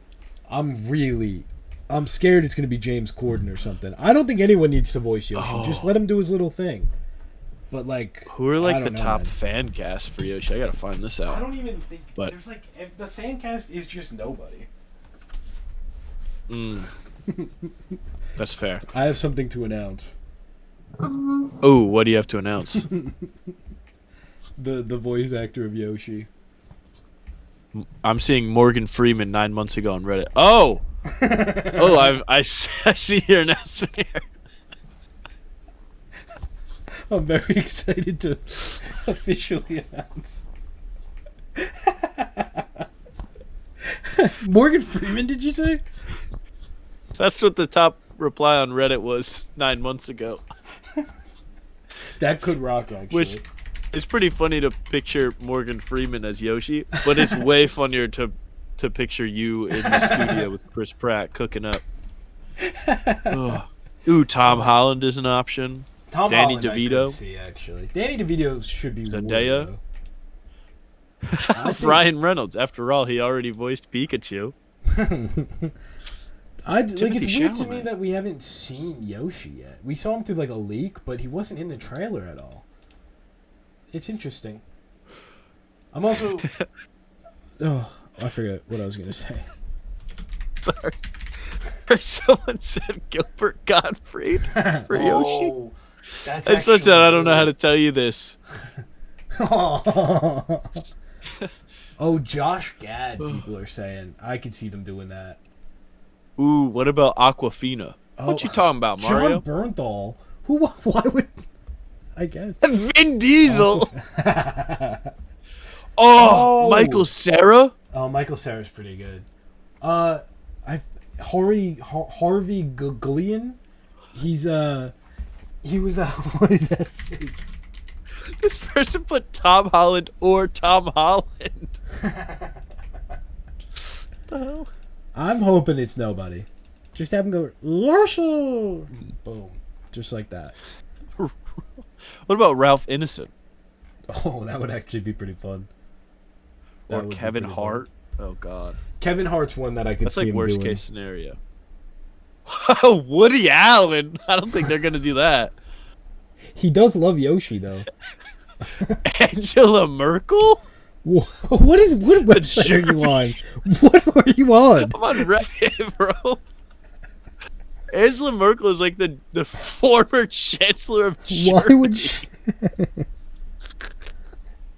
That is really good.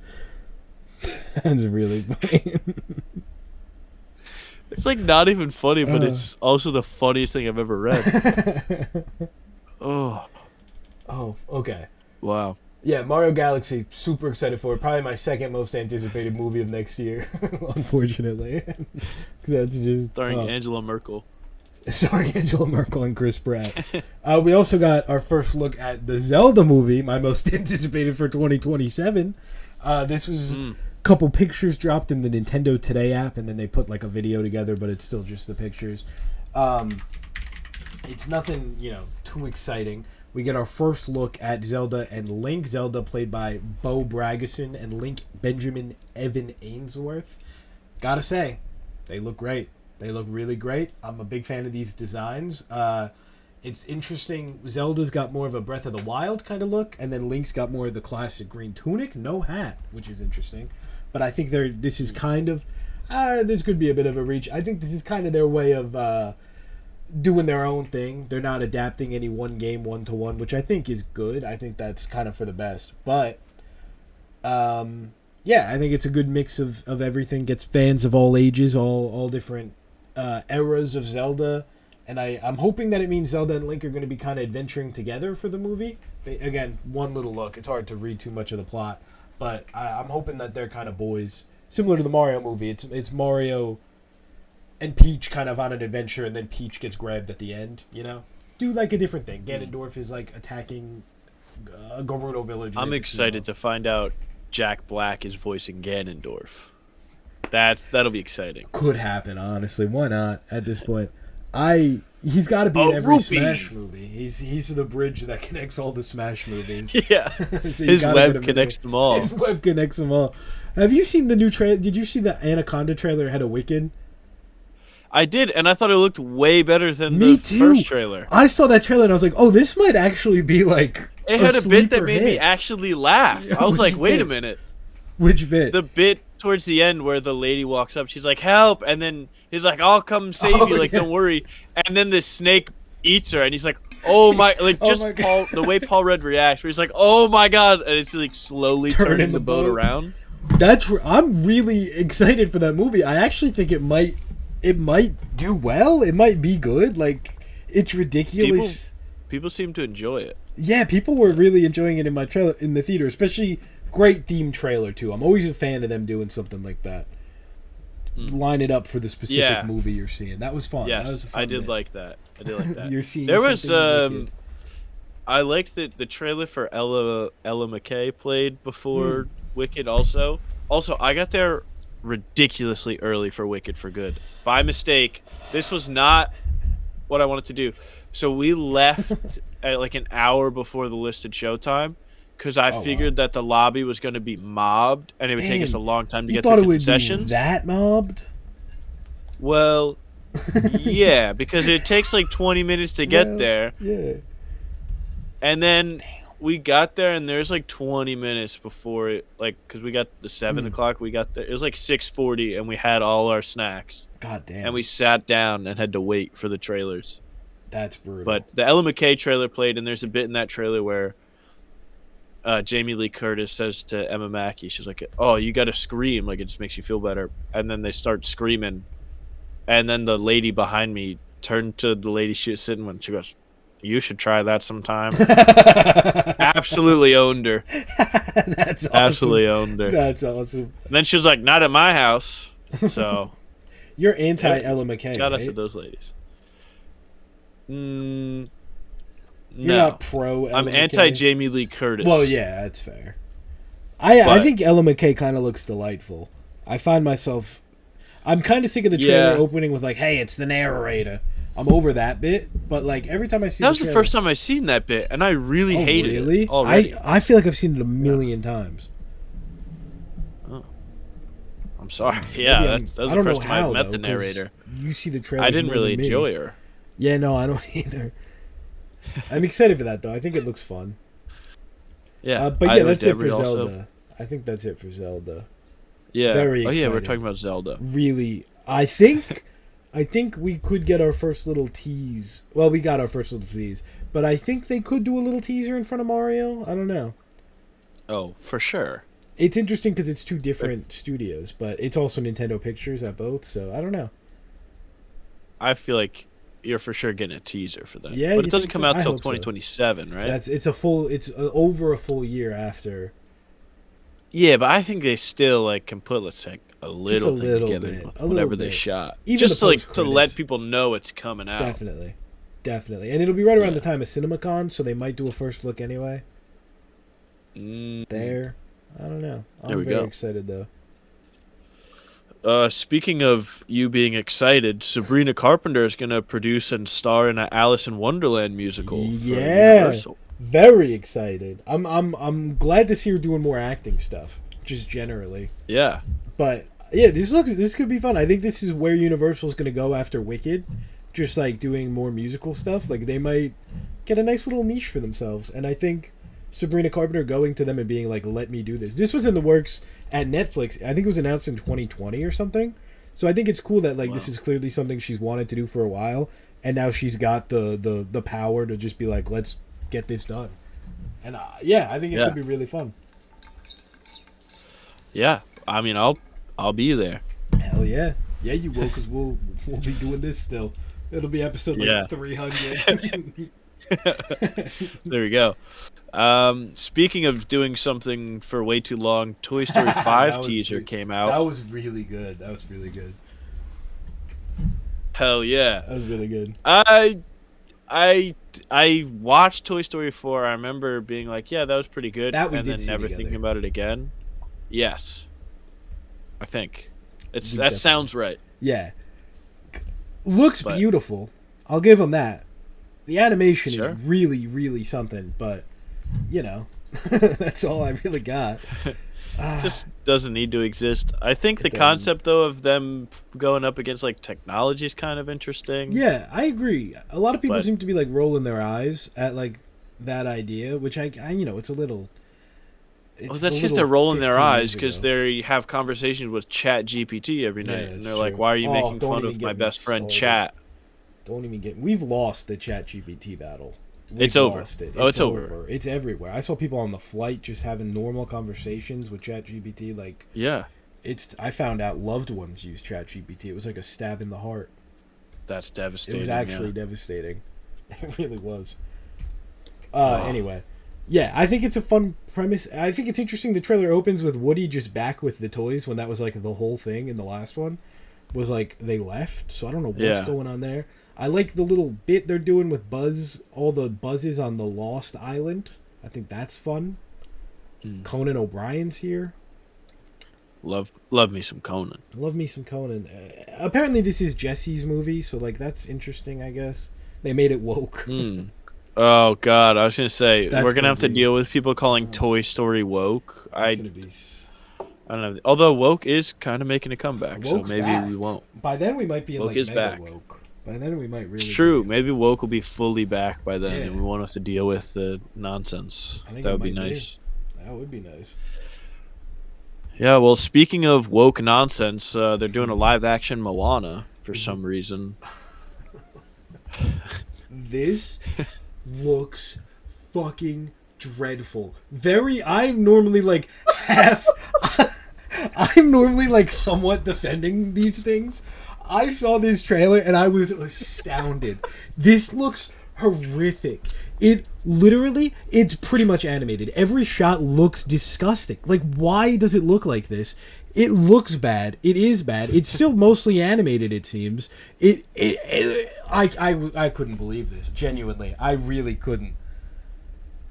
It's just so not needed. The movie came out like 10 years ago. 2016. It'll be Yeah. 10 years since when this comes out. Like, 10 years ago, you do not need to be remaking it. The sequel just came out, Yeah. like, this year. And it's just so ugly. Like, why does it look like that? Every frame in the trailer, I was genuinely shocked. John M. Chu. Yeah, maybe you were too hard on him. Maybe everyone was too hard on John M. Chu. This looks. We'll get into that later. Oh, I actually. Oh my god, I want to watch it again because I genuinely couldn't believe what I was seeing. I'm being I love The Rock too. At the end, they don't show his face probably because he just became a serious actor. He spent the last like 6 months being like, yeah, I'm serious now. I'm doing real movies. I don't want to go back to the way I was. And then he's in the most sloppy slop I've ever seen in my life. He was definitely like negotiating. He's Yeah. like, you can't put my face in that trailer. Please, I'm begging you.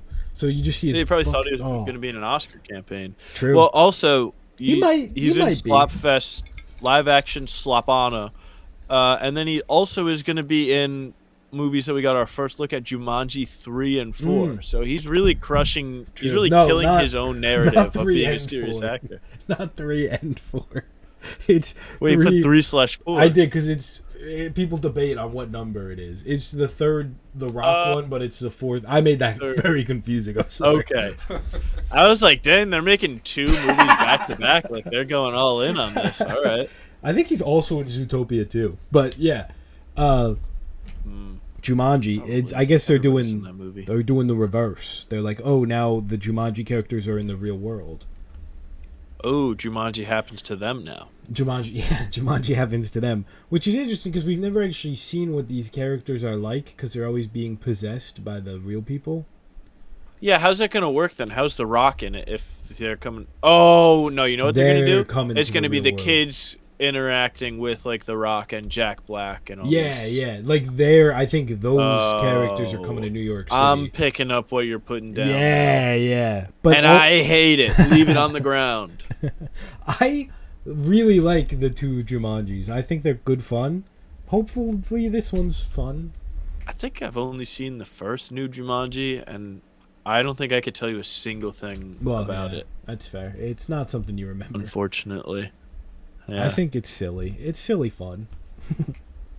It is. It is a bit of silly fun. And speaking of silly fun, Brainiac's going to be in Man of Tomorrow. Oh, yes. That's a bit of silly fun. I can't believe this was confirmed. I mean, I can because everyone knew it, but... Right. I just thought that they would wait till the trailer at least to confirm it. But... Thoughts? They killed our theory, I guess. Our theory was growing too powerful of it being Monsieur Malat the brain.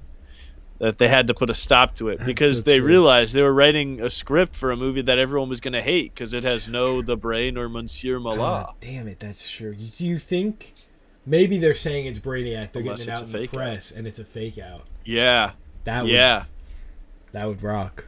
That would rock. That actually makes a lot of sense. I think that's probably what it is. That. Maybe they're going to maybe Brainiac will be there in like the first act, but then Monsieur Malat and the brain take over. They kill him and take over. They kill Brainiac and take over. Or like they're like actually Brainiac's working for like Loki in the first Avengers. Everyone's like, "Oh, Loki's this evil guy." No, he's working for the real big dog, Monsieur Malat. That's true. Monsieur Malat, I picture as being like a Thanos-like figure for the DCU. I think so. I think he's like this iconic comic book villain that everybody knows and loves. Absolutely. Like finally getting put to screen for the first time and done 100%. Justice. Also voiced by Josh Brolin, I'm sure. Absolutely. And then the brain is like his trusty. The brain is like his Ebony Maw. Exactly, another iconic, beloved character. Yes. And also. Maybe he was saying, like, Brainiac confirmed, like, oh, there's a Brainiac as in, like, a smart guy with a brain. Right, like, he was, like, the brain, and then he, like, coughed. Yeah, exactly. It was confirmed. Yeah. And everyone thought that he said Brainiac, because they all have AI, like, captions on. So it thought that he said Brainiac, but he just, like, choked on a loose piece of dust or something in the room. The Brainiac. That's like, exactly who's going to be the next villain of the next Superman movie? Well, we were throwing around a couple ones, but we really decided on the brain. I think that would be like a really good option, you know, because that's something that we haven't seen before. Everyone's like, oh my God, Brainiac, this is incredible. Those fools. Those idiots. They don't get it. They're going to be sitting in the theater like, wait a minute, I don't get it. What's this monkey guy doing here? What's this French monkey doing here? Why is that monkey got a beret on? And why is he talking? Oh my God, that's incredible. That is incredible. James Gunn's hire us to make the Brain and Monsieur Malat show. Please, James Gunn. Oh my God. James Gunn, trust us. We could do it. We've never done anything even remotely. James Gunn, please. Oh my God. That's not true. We've done 38 episodes of a podcast. That's so true. We'll send this over to James. We'll say We probably James. won't. It probably won't even be 38 episodes of the Brain and Monsieur Mallah, so Probably it'll not. be way easier. James, we'll take like 10. You don't even have to give us the full 38. Well, I think we'll probably need 18 for season 1. Well, ideally, of course. Or we can split it to 2 seasons and do like 10 and 10, and we'll just make. I don't mind 10 season 2 a and little 10. bit longer. I'm cool with 10 and 10 if we have 10 to. and 10 sounds good to me. And then it'll pick up steam from the word of mouth. Yeah, but we'll film season 1 and 2 back to back And just to save on costs. Yeah, and we'll play the lead 2 characters to save money, so we don't need to. Yeah, do you want to be the Brain or Monsieur Mallah? I feel like I'll be the Brain and you could be Monsieur Mallah. But we'll Okay, just I'm get the French monkey. Yeah, we'll get you a costume. We can't CG. We'll keep it real low. We'll keep prices low. We'll get the costume from SpongeBob of the gorilla costume. We'll just have. And I'll just put a beret on. We'll just have a Brain, and I'll just be talking off camera. Just moving around. It's clearly you talking behind the camera. And it's obvious to the audience that you're behind the camera because I keep looking at you behind the camera and saying, "Wait, what'd you say? I didn't hear that. Why are you so quiet even though I'm right yelling. next to you, the Brain?" Oh, James Gunn. Let's get this going. Come on, let's get the ball rolling. Let's get it going. Everyone, the people are asking for it. Yeah, everybody post on Threads because we all know you have a Threads account. Post on Threads at James Gunn. Let the aluminum screen make the Brain and Monsieur Mallah TV show. Put that in a hashtag and send it to him. Exactly. Hashtag restore the Restore the Mallaverse. restore the Maliverse. And James Gunn, if you don't let us, we'll restore the Snyderverse and we'll ask Zack Snyder. Hey Zach, if you want to let us make it for Netflix, we'll do that too. We're open. 100%, we're open. Let's mosey up to Larry Ellison over at Paramount and see if we can get him. When we're in Beastland, we'll take a visit with some of the guys that are going to buy Paramount. That's exactly it. We'll have a meeting with them in Beastland, and we'll pitch them the Brain and Monsieur Mallah. We'll start. Trump puts out a Truth Social tonight. We need to get the Monsieur Mallah. I want to see Rush Hour 4 and also the Brain and Monsieur Mallah, my favorite DC comic heroes. Woke James Gunn needs to. James Gunn, who's very bad for business. I remember playing DC Universe Online and interacting with Monsieur Mallah. Playing DC Universe. The aluminum screen is one of our leading. It's one of our top movie podcasts in America that comes out on Tuesdays and sometimes Wednesdays. And is called The Aluminum Blank. It's a leading. It's one of our top 3 aluminum-based podcasts. I'm putting a tariff on all aluminum, but the aluminum screen. Me and JD Vance play DC Universe Online every night before bed. Melania doesn't like it. She yells at me. She says, "Stop playing." I said, "You don't get it. I've got to do this for Monsieur Mallah." Anyway. We also got some pictures of the Odyssey. We did. That's exciting. That is very exciting. We'll just do a hard pivot out of that. I don't know what that was. Moving right on. Let's ignore that ever happened. Odyssey looks good, shockingly. Does look good. We saw a picture of my goat, Robert Pattinson. Yes, who is playing not who everyone thought he was. Is it Antonius? Antonius? I have no idea. I'll be honest. I really don't know any of the names of any of these people that are in this thing. Oh, yeah, very fair. Let me see if it's been updated. I am reading the Odyssey, but I only got like a page in. Okay, yeah, Robert Pattinson is Antonius, who is like the suitor going after Penelope while Odysseus is gone. And then there was another one. Oh yeah, John Bernthal's Menelaus, I don't know, And then John Leguizamo. Oh my god, I can't say even the normal names. Leguizamo is Uemis. Mm. And that's how you pronounce it. It's true. They say that in the movie. That's what they say in the book. They say it's pronounced Uemis. They say it in the book. They just write it out and then they go, and that's how you pronounce it, by the way. Yeah. I mean, I'm excited for the Odyssey. These pictures aren't going to move me. Yeah, there isn't a ton. I will say I'm already not excited to have to deal with the losers and nerds that are like, this is not lore, like historically accurate clothing for the time. The armor, also, they're like, it's not real. It didn't happen. Oh, it's so true. The people, the armor, and they're like, oh, it would actually look like this, and it's just the ugliest thing you've ever seen. Yeah, man, why would I want that? Shocking amount of people think the Trojan horse is a real thing that happened, though. I've found that out recently. What? Shocking amount of people think the Trojan horse is a real thing that happened. No, what do you... I mean, I wouldn't even blame you if you didn't know it wasn't real, because it seems a lot of people... Nah, you're pulling my leg, man. All right. Also in the news is Sadie Sink, Avengers Secret Wars. You have written down, which I actually didn't see. So maybe this is a Japan exclusive news bit. Actually, funny that you say that, because this dropped at like 3 a.m. here, which was like midday there. So I think it did kind of go under the radar a little bit, because it was like a really random... This was just mentioned in a Deadline article about Sadie Sink going to do a production on the West End. And they just kind of mentioned at the end that she's also in Avengers Secret Wars. So really weird news drop. Really weird bit. But yeah, I mean, I am more convinced than ever that she is Tobey Maguire's daughter.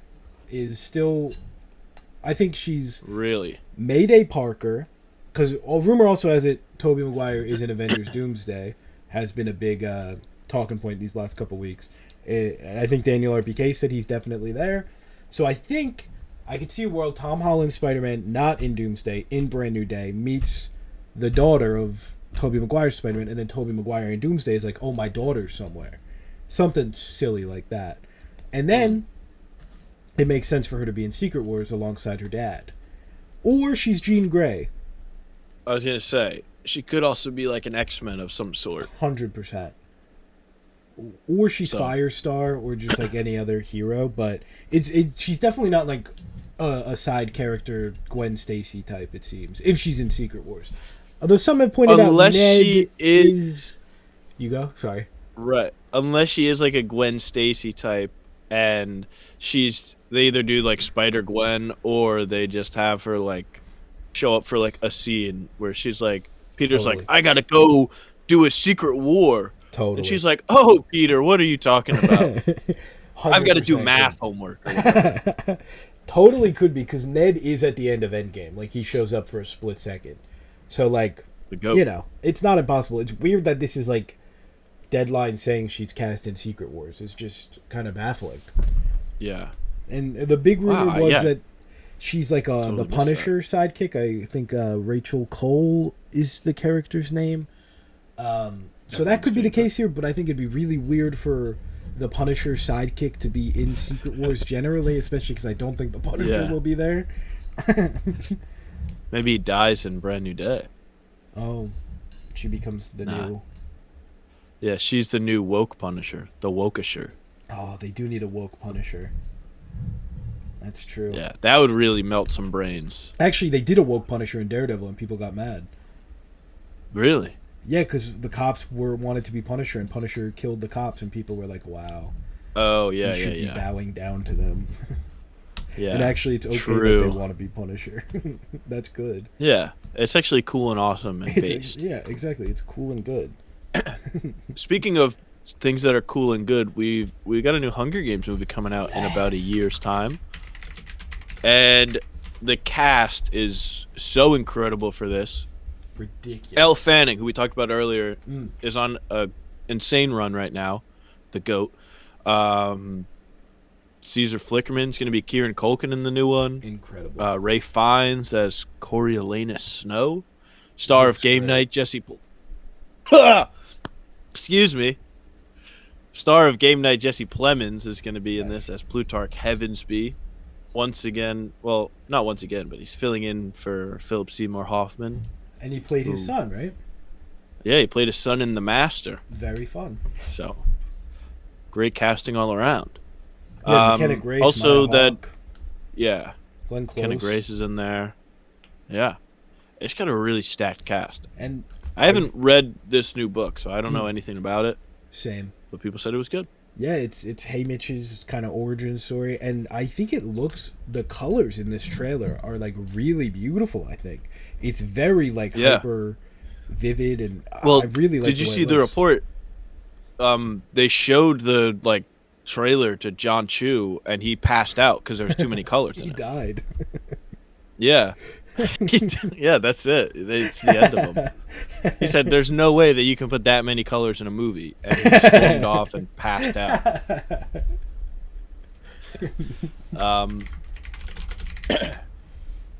We have two things left on our news docket here.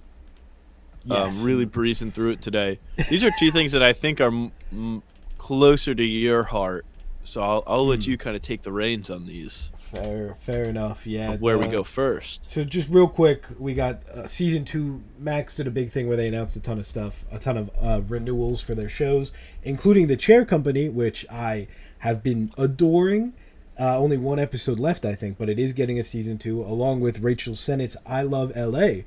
2 shows that I think are really great. That the Chair Company, really going to be interested to see how they get a season 2 out of this.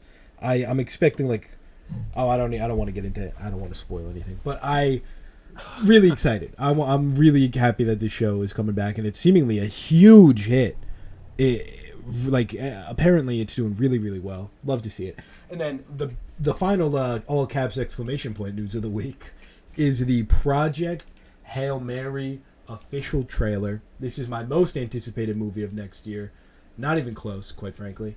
I think this has potential to be the movie of the year, the movie of all time. The book is incredible. It has one of my favorite friendships. Oh, well, have you seen the trailer? I guess it's not a spoiler because they go through it in the trailer. Yeah, they played Before Wicked for Good, and I loved this trailer. I was like blown away by how awesome this trailer was. Yes. And I will say, I know you didn't pick up on this because you're not a music guy, but they had Oasis playing in the trailer. Oh. That was big for me. Is that I was like, Better Man? They are in Better Man. Okay, yeah, they're not the monkeys. They're the normal guys they're in Better Man. Yeah. Yes, but they are in Better Man. Yeah. That's sick. So that's huge. I was like, "Whoa, this trailer rocks!" And then the Oasis started playing. I was like, "Whoa!" I really like the version of the song that they used in there. It made it feel epic, as Chris Hemsworth and Furiosa would say. They had it in them to make it epic. Yeah, I think this looks fantastic. I think it's my favorite book ever. I don't read a ton, so it's not exactly the craziest statement, but it's a beautiful book. Oh man, I don't even want to say too much. A lot of people are mad that they spoil certain things, but I think you kind of have to, and I don't think anything's that big of a spoiler so far. Whatever. I don't want to get too deep into that stuff, but looks incredible. So goddamn excited for this. April, I think it comes out. We'll be there day 0. I will be. Oh my god, please! I cannot wait for this. I'm really excited. You know how crazy it is? I'm more excited for a movie that's not Avengers or Mario or Spider-Man. Like, that's crazy. I'm so fucking excited for this movie. God. I think, oh my god, what's our girl's name? Sandra Hüller? She's going to be really great. Yeah. I don't know why she's our girl. I don't know why. She's our girl. I don't know why she's our girl. Official aluminum screen girl of the month. Sandra Hüller. But reading the book after she was cast, like, it is the most perfect casting of all time. Same with Gosling, but she is just really excited for this. But yeah. You want to read? You should read the book. You want to borrow the book? I own the book already. Oh yeah, I forgot. Over here. I just haven't read it because I'm not good at reading. Yeah, I also have not finished reading the book that Blade Runner is based off of. That's maybe 200 pages.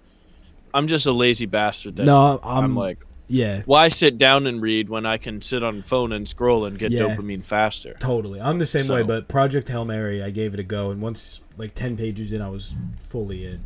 I think you're hooked. I was hooked. I think you should give it a go before April. maybe Yeah. I'll pressure you. I'll say, I want to. please. I want to try and read it, but yeah, I'll give it a shot. I really enjoyed the bit in the trailer where the alien says "fist my bump." Oh yeah, I love him so much, man. I was like, that's pretty funny, man. I love him so much. I think it's okay. Like he shows bit. up in the book pretty early on. Everyone acts like he's like a Darth Vader Yeah. levels plot twist.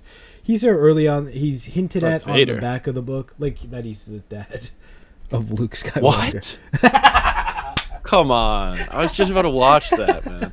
That was good. That was really good. Should we go to Wicked? Yeah, Finally. let's go to Wicked. This episode's gonna Let's be called get Wicked. For Wicked. Good.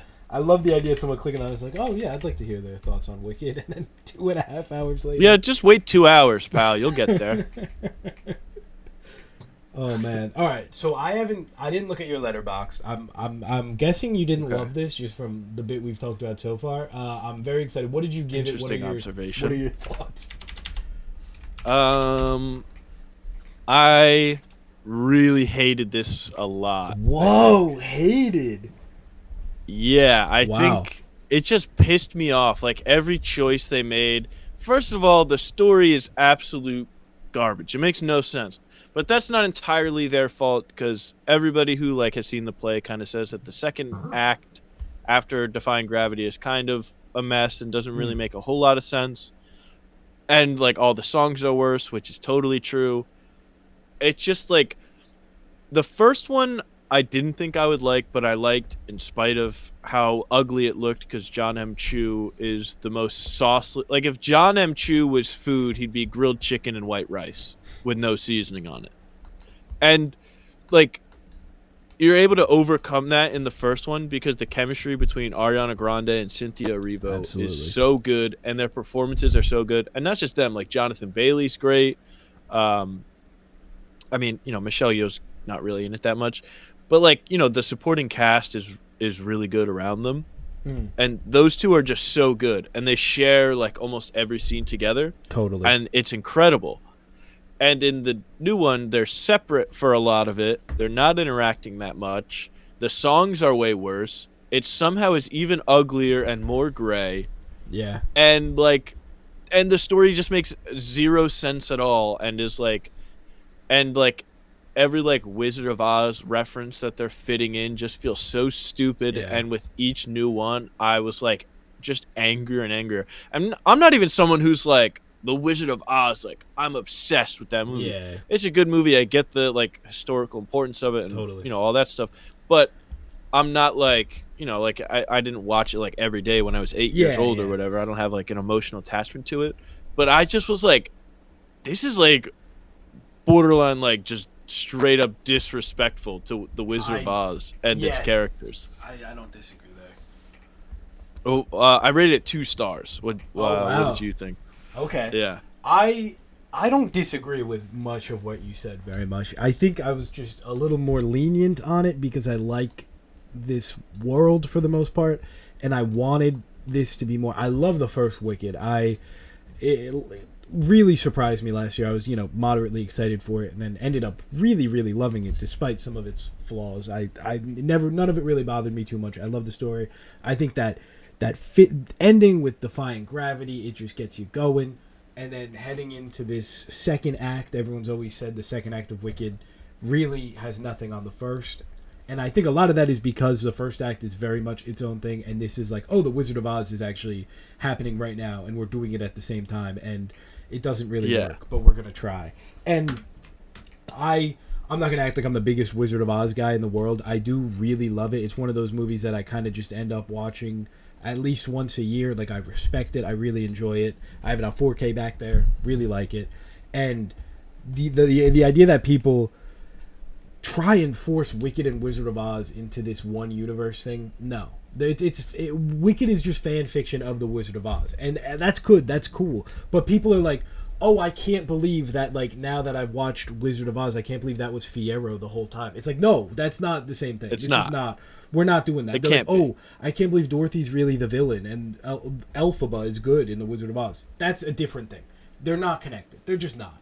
It's its own thing, and it stands alone, and that's good, and it should. But let's not do this whole thing where we're like, this is the story of Wizard of Oz. I don't like that at all.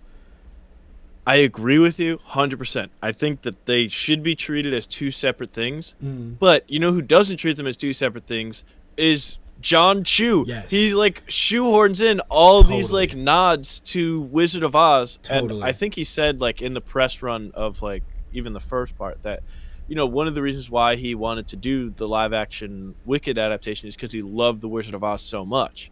And so he was like, I want to like, you know, reference the Wizard of Oz even more than they do in the play. So we get inserts of, you know, Fiyero, Bach, and this lion that she saved one time, and Dorothy like walking down the yellow brick road and going into Oz and stuff, and like it like is beating you over the head of like, hey, this is like from the same world of the thing that you know and love. Totally. But it's not. Like, you see how they cannot be the same characters from one movie to the other. And then they're like trying to force you to be like, no, they actually are, and you have 100%. To agree that they are. 100%, and they do it. Apparently, the play like this is all in the stage play. It's not like original stuff. Some of it is, but for the most part, like these characters exist, but they're much more in the background. It's not like spoilers, obviously, but I think everyone knows all this stuff at this point. I mean, everyone was talking about it last year, but like they put it in the trailer. Yeah, exactly. But like. So in the stage play, Fiyero becomes Scarecrow, but that's not like a thing until the very end. It's like like this hidden thing, and then at the end, it's like, oh, he was actually alive and good, and like that's it. It's not like you don't see him, you don't know he's alive, you don't know he got turned into Scarecrow when she does the like that. That's not my understanding, at least. And then Bach is like he does become the Tin Man, but then he's kind of gone, and then the Cowardly Lion doesn't actually have any lines, but he's just kind of there. So like.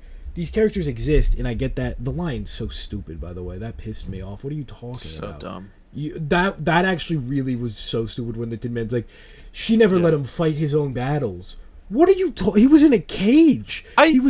Dude, this movie teaches some really sinister lessons. Yes, like, it is a straight-up evil movie. It kind of is. Like, the grand resolution at the end of the movie is that Elphaba has to go into hiding forever to just have sex with Fiyero, because that's the only thing that we've ever seen them do, is to just hook up with Fiyero in the desert forever and let everybody think that Glinda is like this hero. Yeah.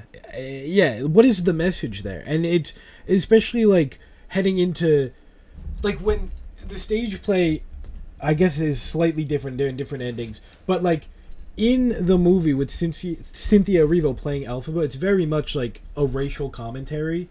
Like having a black woman play Elphaba changes the story than having, you know, Idina Menzel or whatever. And then what is the message there? It's like, oh, you have to go so you can prop up the perfect white Ariana Grande who hasn't done good this whole time, but decided that she's going to. Has no powers and just sucks the whole time. Exactly. And like there's a lot going on here. Let's okay. Like, you have to go along with the fascistic dictator that's 100%. In power. Go along with their lies and play into it.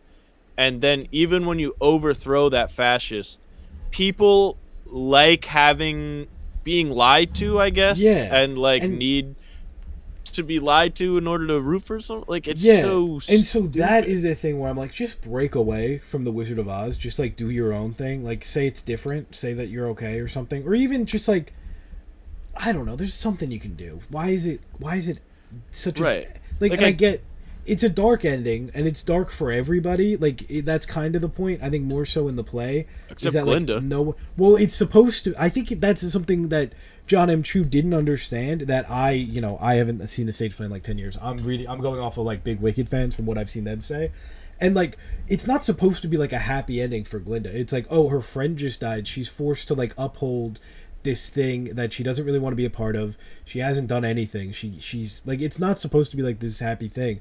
But then in the movie, she's like, oh, I'm gonna do good now, and all the animals can come out, and like all this stuff that just doesn't like the.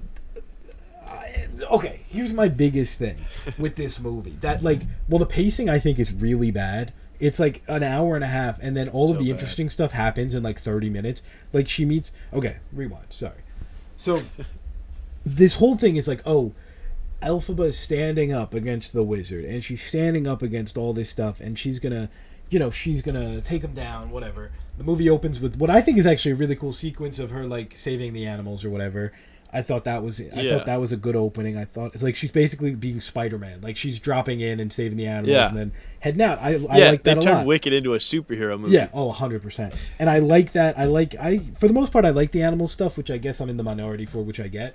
But okay, staying on topic. Sorry. So she does the animal stuff. She's rising up against the wizard, and then it's like, oh, they're really beefing here. They're like, this is a thing. And then she just goes and hangs out with the wizard, and they seem fine. Like, they really don't have any beef with each other. Yeah. And it's like, is this whole thing just like they're cosplaying as different sides? Like, do they care about this? Why are they just hanging out right here? And obviously it does turn sour, and it's like, but like, of course it's going to turn sour. Why are they just buddy? They're hugging and dancing and spinning. His racism room. Yeah, exactly. I like the monkeys a lot. I liked how the monkey came back and was like, hey, look over there. I like that guy. Chestery, is that his name? Yeah, I think so. Yeah, and it's just, and like, why aren't you more mad that Glinda's doing all this? Why is that not like a bigger deal? Why, like, do you not care about that? This is bad. And Michelle Yeoh, very miscast in this role, I have to say. I think her singing in this movie, it actually took me out. It's not very good. Sings. It's really bad. And it's so auto-tuned, and it's still so bad. And, like, I think Jeff Goldblum gets by, because he doesn't have as big of, like, a... Well, I also... Because I was, like, thinking... I was like, how come, like... I don't think Jeff Goldblum can really sing that great either, but how come, like, it doesn't feel like as much of an issue as, like, Michelle Yeoh? And then someone pointed out that Michelle Yeoh, a lot of her songs are shared with, like, Ariana Grande or Cynthia Erivo. So you go from, like, this, like, incredible high to then, like, a low, whereas Jeff Goldblum is mostly, like, singing by himself. Yes, that makes sense. So it doesn't feel as noticeably bad. And I feel like that's a great point, even when he is singing with, like, Cynthia Erivo and Ariana Grande, they're not, like, hitting the high notes. It's more of that, like, dialogue singing where they're, like, just kind of talking with, like, a tune. It's not like they're going, and then Michelle Yeoh has to, like, hop in. And also, the end of the movie, Madame Morrible, Glinda's like, oh, you're done. Why is she done? Like, why wouldn't, like, she actually has magic. Why is she just, like, okay with that? Right. She's like, oh, you're going to arrest me? Yeah. Like, the whole thing feels like, it's supposed, like, I don't know. It feels very stupid. Also, I did see someone point out, and I was like, that's actually a good point. She lets the wizard just, like, go home and leave, but she arrests Madame Morrible. Yeah. And, like, why not just arrest both of them or exile both of them? Like, why? Yeah, and did Dorothy go home with the nothing in this movie makes any sense. It doesn't. What? And does Dorothy go home with the wizard in this, or did he go home by himself? I've seen a lot of debate. I don't know. There's the Wizard of Oz. They don't care about it at all, because also they act like the Wicked Witch doesn't show up when Dorothy's crash lands in Munchkin Land. Yeah. Because then Glinda is, like, standing there mourning, and then she, like, looks surprised when Elphaba shows up. And I'm like, she just had a whole grand entrance with the smoke and everything. 100%. And they, like, pick and choose what they're going to take, but then they pick stuff that the story would flow so much better if they didn't. And it's like, they're supposed to... they're like... They try and explain it a little bit where it's like, oh, Elphaba's really mad. Now no more good deeds. She's really mad now. And that's why she's, like, rude to Dorothy. But it's like, what are we doing?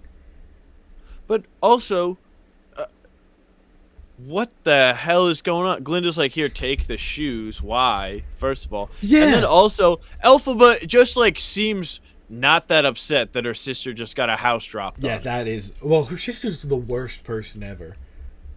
It is true. Her sister sucks. I was rooting for the house. 100%. I was like, let's get... Also, why is she going around town during a tornado calling out Buck's name? I was thinking the same thing. I was like, all right, you're asking for a house to drop on. That actually took me out a little bit, seeing her in the middle of the road as the tornado's happening. And they made her, like...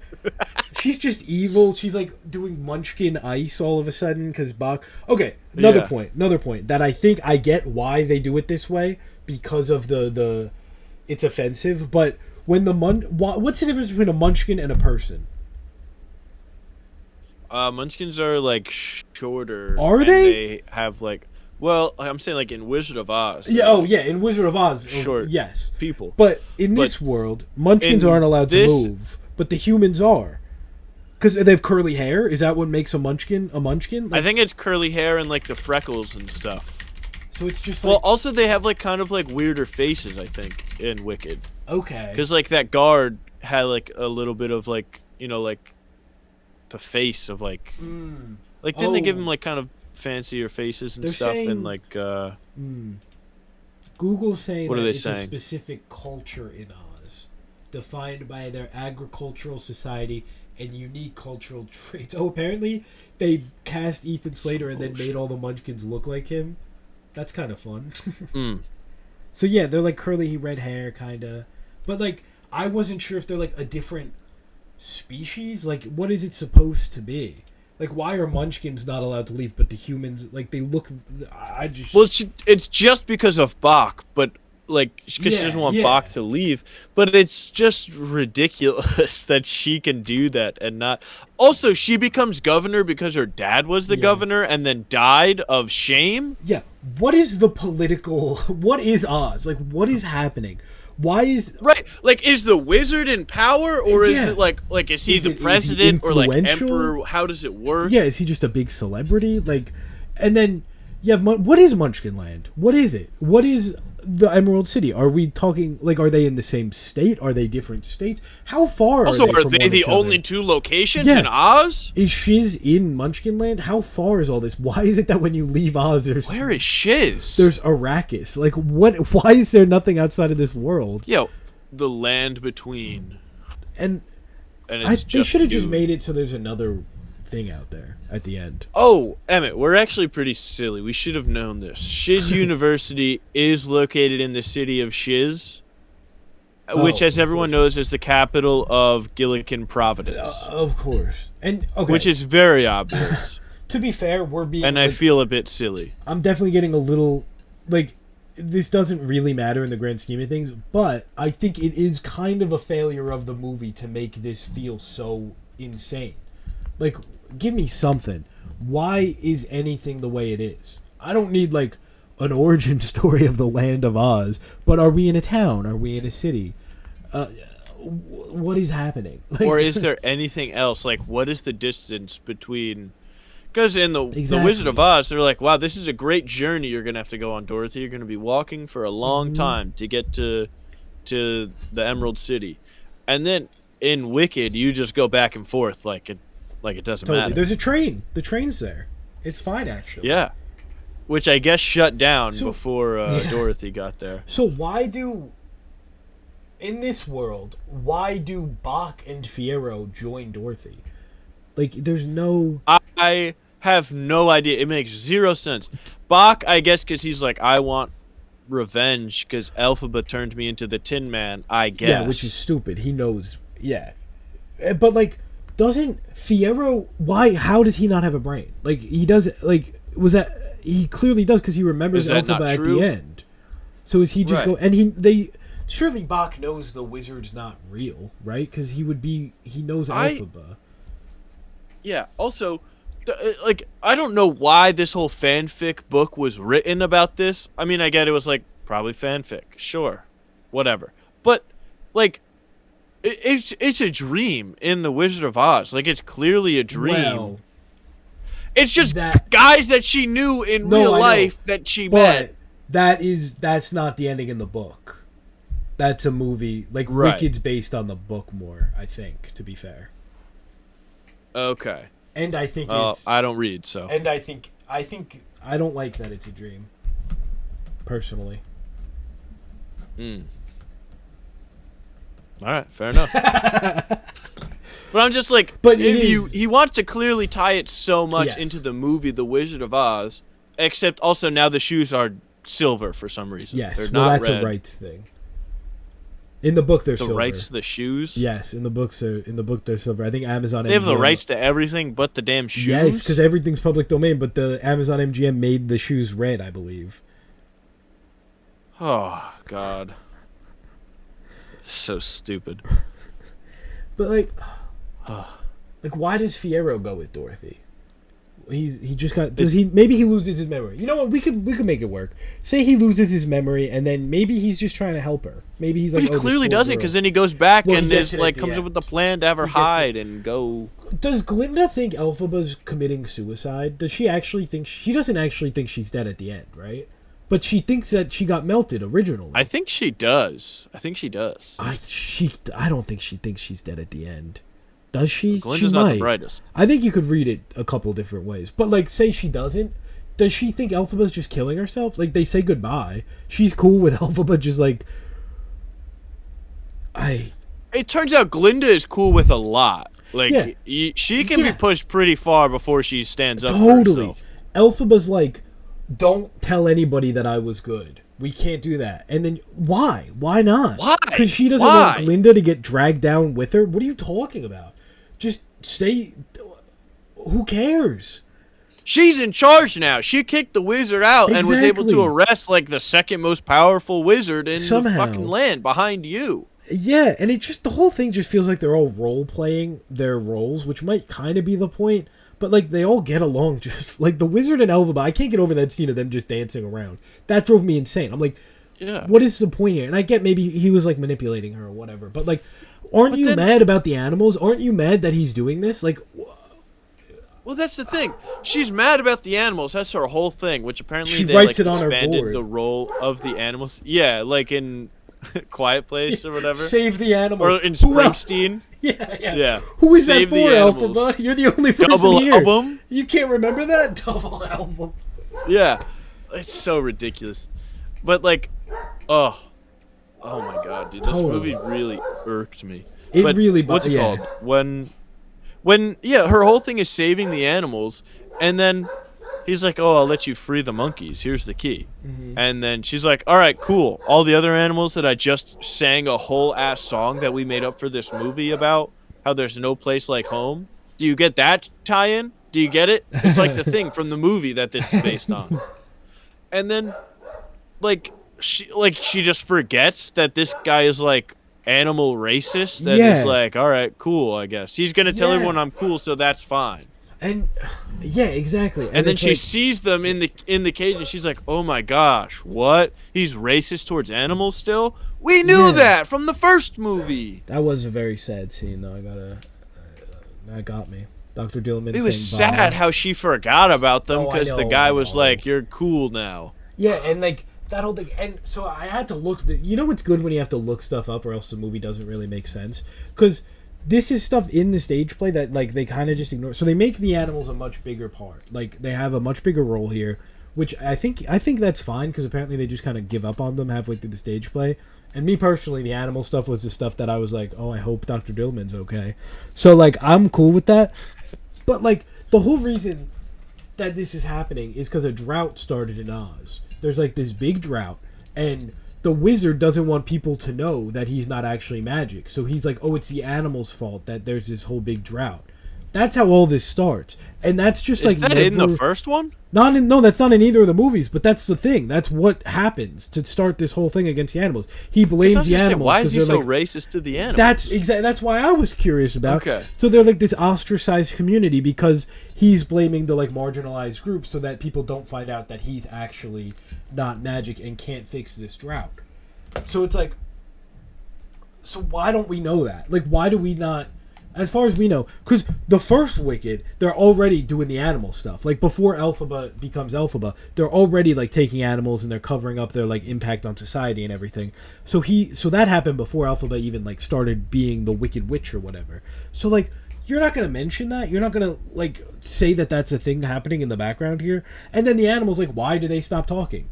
Is that, like, a symbolic thing that they're, like, treated like animals so they start... I think that's what they're going for, but, like, the wizard's not magic. He can't make them stop talking. Is it, like... Well, he's not magic, but he can invent whatever machine he needs to invent ever. That's true. How did he make Glinda go through that trap? That one bit, I was like, that's just magic. When he, like, put the curtain up for Glinda and then she walked out another door. Yeah. Like, you guys planning this? Yeah, because neither of them have magic, so how the hell did they do that? Yeah, and then Glinda does get magic at the end, I guess. It turns out she can use magic. because the book opens for her, or is that Elphaba doing that to show her she's alive? I think that was Elphaba. Oh, right. I think that was Elphaba doing that to be like, I'm still alive, actually. Like, I I'm took not it dead. as Glinda getting magic, but I also think she knows Elphaba's alive. I took it as Elphaba being... Because then Elphaba does that, like... After she does it, she hits that smirk. Or she's like, yeah, I just did that. Yeah, she hits the fair. Debbie Ryan face. Yeah, that's fair. I think Bach kind of was a standout for me. I like the Tin Man a lot. I thought his design was really cool. I like that sequence. I like him yelling at the end. I did like his design. He kind of... He was really cool, I thought. I really liked when Nessa Rose just screamed Bach. Bach, yeah. Me and Bach. That was awesome. Bach! Yeah, Nessa Rose, least valuable player for me. Big question here, too. How much time has even passed between the first one? That's what I meant to Apparently, it's 5 years. What? Okay. Right? Had no idea. Makes sense, but, like, not from... They don't tell you that. They'd say, like, oh, it's been... Oh, wait, I'm seeing 1 year. Oh, what? Oh, that's from Google I heard AI, 2. So I heard let's... 5. Oh, yeah, the writer much? who co-wrote both films says that 1 year has passed. 5 year makes more sense to me. Wait, but I'm seeing mixed things. I'm seeing mixed things. Well, this says 3 to 5 on the thing. Well, that's the musical, though. The general... Oh, 12... for good, the movie is a year. Oh, 12 tide turns. They say it's been 12 tide turns at the start, which a tide turn is a month, I guess. So, what the... But, like, everything in the movie happens in a day, pretty much. Like, after Elphaba meets the wizard, it's, like, a couple hours until the end of the whole thing. Yeah. It's, like, only a couple clock ticks. It's only a couple clock ticks. They love Boy, they love that stupid-ass saying. They love saying clock ticks. Wait a clock tick. See you in a clock tick. I'm going to shoot myself in a clock tick. That's what I was feeling like, man. I was really not enjoying it. Because, like... Oh, yeah. Yeah, there's just so much that, like, I don't get. And I think it didn't do a good job for someone who doesn't know much about Wicked to, like, get any of this. And, like, I really can't understand why the events of Wizard of Oz happened here. Knowing that Bach is the Tin Man and Fiyero is the Scarecrow. Like, why did this journey happen? And does Dorothy even go home at the end? Because if you're changing that, why not change more? Because she's running up to the wizard's balloon and she's like, wait, take me with you. And he's already in the air. So people are debating if, like... It is just... And the fact that, like, I think John Chu should be arrested for what he did in this movie. Like, I'm not even kidding. Like, the behind-the-scenes stuff of, like, the sets looks, like, 1,000 times better than it does in the movie.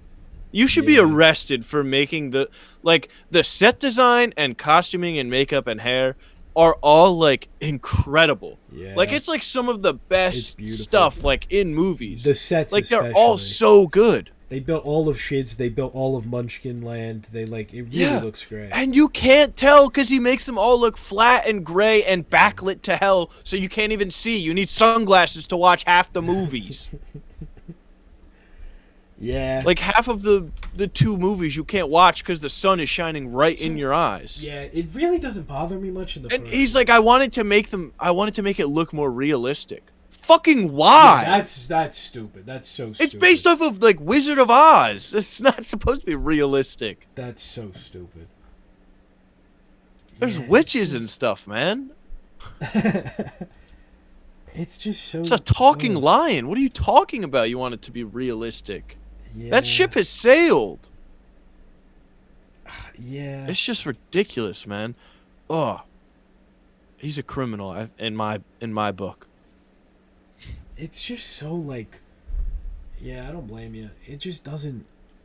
The whole thing... And, like, at least the first one, like you said earlier, you have, like, Ariana Grande and Cynthia Erivo bouncing off of each other. They're incredible. You have fantastic songs throughout. I really didn't care for any of the songs here. Even, like, everyone was like, oh, Four Goods, like, the one. I thought it was good, but I don't think it holds a candle to, like, any of the songs from the first one. Well, you know why? Because the way that they shot and choreographed these in this are like pathetic. Yeah. They don't make any of the it's like they're embarrassed that the second one is a musical Yeah, still. they do. Like they don't have any numbers. Like For Good is just the two of them standing there singing at each other. And I get they're like, "Oh, well, it's more emotional that way." Fuck that, dude. It's a fucking musical. They're supposed that's supposed to be your big number. You're supposed to make that feel like a big moment, not just two characters standing there singing at each other. Yeah. I do think like they knew that the second act wasn't going to hit. So they just put it all into act 1 and they were like, "We'll just Yeah, but at that, like, you should try and make the ones totally. in Act 2 look at least visually interesting. Totally agree. I'm not saying that in like try a and make up way. for the weakness. Like, you want to hear my I don't know what kind of take you would call it, but what I think they're doing. Everyone's been debating why they aren't showing Dorothy, which I don't really. Who cares? But like, I think it's because they want you to think it's Judy Garland or whatever. But I think they're gonna do a Wizard of Oz movie in this world, and they don't want to cast Dorothy yet. I think they're just gonna do. I fucking hope not. They're doing it.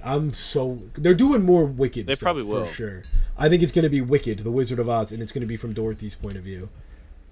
That's it'll be tough to get John M. Chu back because his schedule is going to be full making that Hot Wheels movie and the Sydney Sweeney split fiction movie. So his career is really going up after this. And the animated Oh, the Places You'll Go. Yeah, starring sure. Why the hell Grande. Not? Yeah, I think. Yeah, in 2028. Yeah, he's booked up, man. He is. God damn, man. Oh, the M stands for Murray? What is my legacy, man? There's a Crazy Rich Asians TV series. He's a Crazy Rich Asians spin-off. merchant. Split fiction. Is Sydney Sweeney in that? Wasn't that a thing? Yeah, she's like the main name attached to it, I think. I'm excited for that movie, I feel. Yeah. I do like that game. I'm less excited now that John M. Chu's directing it. You don't want a John M. Chu, Sydney Sweeney, I don't want a John M. Chu anything, dude. Yeah. Like, this movie pissed me off so much. I'm like, I don't want to see anything from this guy ever again. Yeah, it's just so frustrating. Because I love that first Although he did make Step Up to the Streets. Well, he did In the Heights, right? In the Heights, I think. He did do In the Heights. In the Heights is pretty good.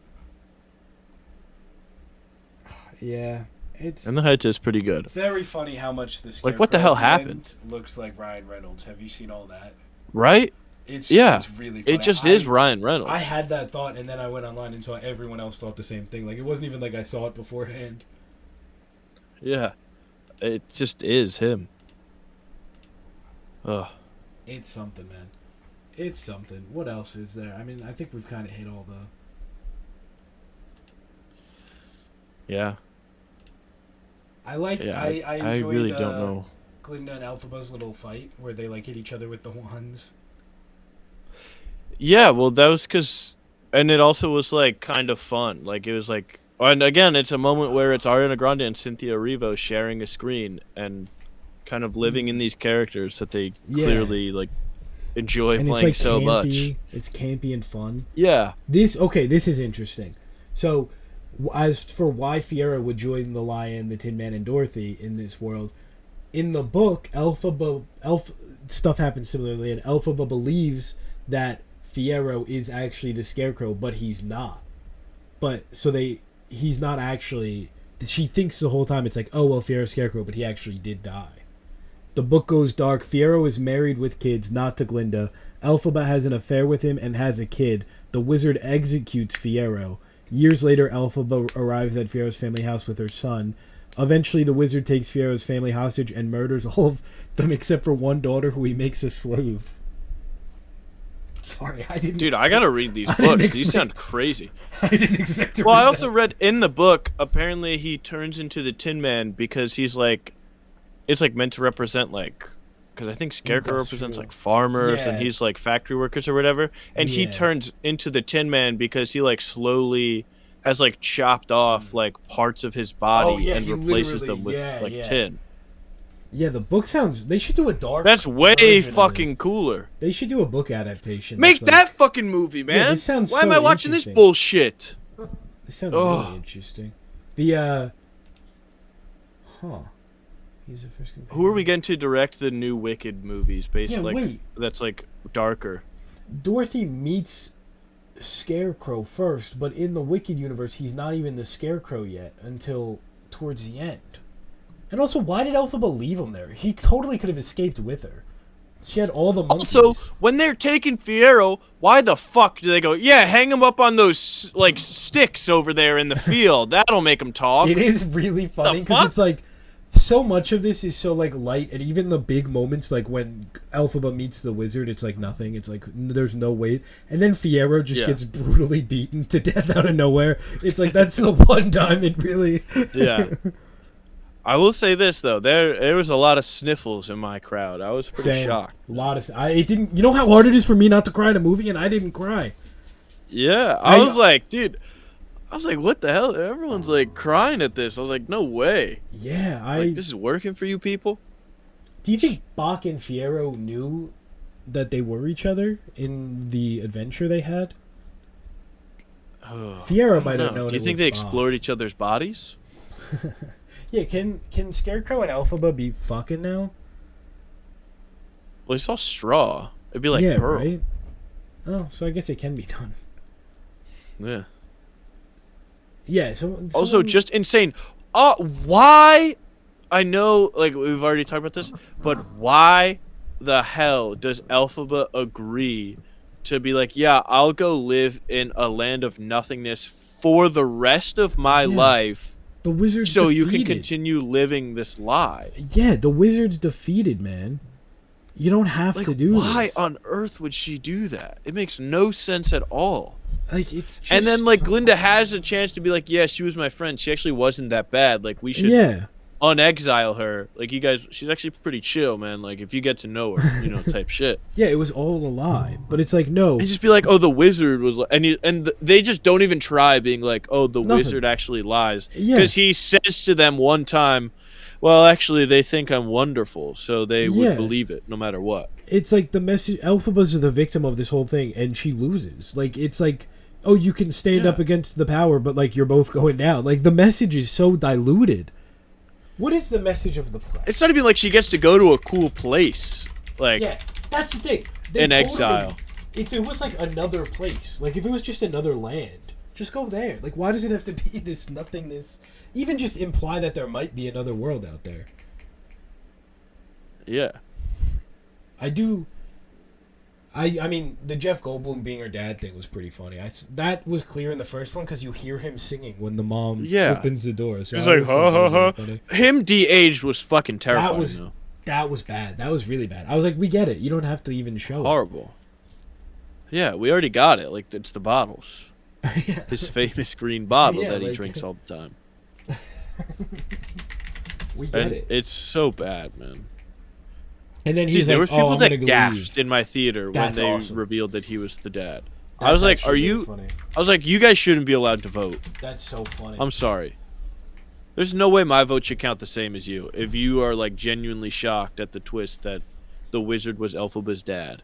Yeah, it's the whole time. Hear him singing in the song in the first one when the baby's born. I thought he knew. Like, I didn't realize he didn't know. Yeah, it's like, oh, what have I done? Like, now really he cares because I'm like, alright, man. I think it's interesting that like Elphaba's so strong because she's like a girl of two worlds or whatever. I was like, oh, that makes sense. But how does magic even work here? Like, what is like Nessa's magic? They don't care, dude. They don't care to explain anything in this movie. They really don't, which could work, but I don't think it does. Right, you don't have to explain every single detail of a world for it to work, but you have to explain enough details for me to understand this world and buy into it. Exactly. When I don't understand what's happening, and not because it's like a fun mystery, but because it's like not clear, that's not ideal. Yeah. Seems like also, I'm unclear on the marriage laws. I was confused because at one point, someone I don't know who it is, but the like Glinda's like side lady friend, not Bo and Yang, the other person that's always there, that's like the friend, calls Miss Marble Mrs. Marble, and Bo and Yang is like, why'd you call her Mrs.? She's not married. And I'm like, so they have like that same thing here, but they make up words left and right. Yeah, exactly. People are flying on broomsticks. Yeah, like I'm confused. I the whole thing is just I do enjoy the very PG sex scene between Jonathan Bailey and Elphaba. Yeah. That was pretty funny. The How, most like, believable sex scene ever put to screen. yeah, it's so funny how Elphaba like gets undressed and he's in like borderline lingerie and then puts a cardigan on. Yeah. And Jonathan Bailey's just like taking his clothes off the second they get to the treehouse. Dude, it takes that guy a long ass time to take a shirt off. It really does. I have good Tell you news for that. you. John M. Chu said he was excited to complete the story for people, but he told Variety there are a lot of ideas flying around for a third movie. There's no word. They didn't have enough ideas for a second movie. I just can't imagine. I do think, though, there is. Maybe you could do something if you, like, separate yourself from the Wizard of Oz. Like, I think the land. I think that's what's interesting about Wicked is it's, like, a world we know, but it's, like, not the same thing. Like, if it's an original thing set in the world of Oz, I think that could be interesting. But if it's like, oh, we got to get the gang back together for Wizard of Oz again. And I do think there are, like, the Wizard of Oz sequel books are pretty interesting. And, like, maybe there's a world where they adapt something there. But, like, is that a Wicked sequel at that point? Just, like, they're going to do a Glinda movie. Yeah. They're going to do a Glinda movie. Ugh. I do The think Ariana Places of Grande... Glinda. I do think Ariana Grande is still getting the Oscar. I got to be honest. I don't know. We'll see. But I feel like her chances went down a lot. I would agree. I don't think the movie's going to be nearly as nominated. Yeah. Well, as she the was also first. just way better in the first one. Like, she doesn't have, Yeah. like the solo they give her in this is just, like, Yeah. totally forgettable nothingness. Like, Yeah. they needed the solo song to, like, absolutely rip. To, like, Definitely. really give her a chance.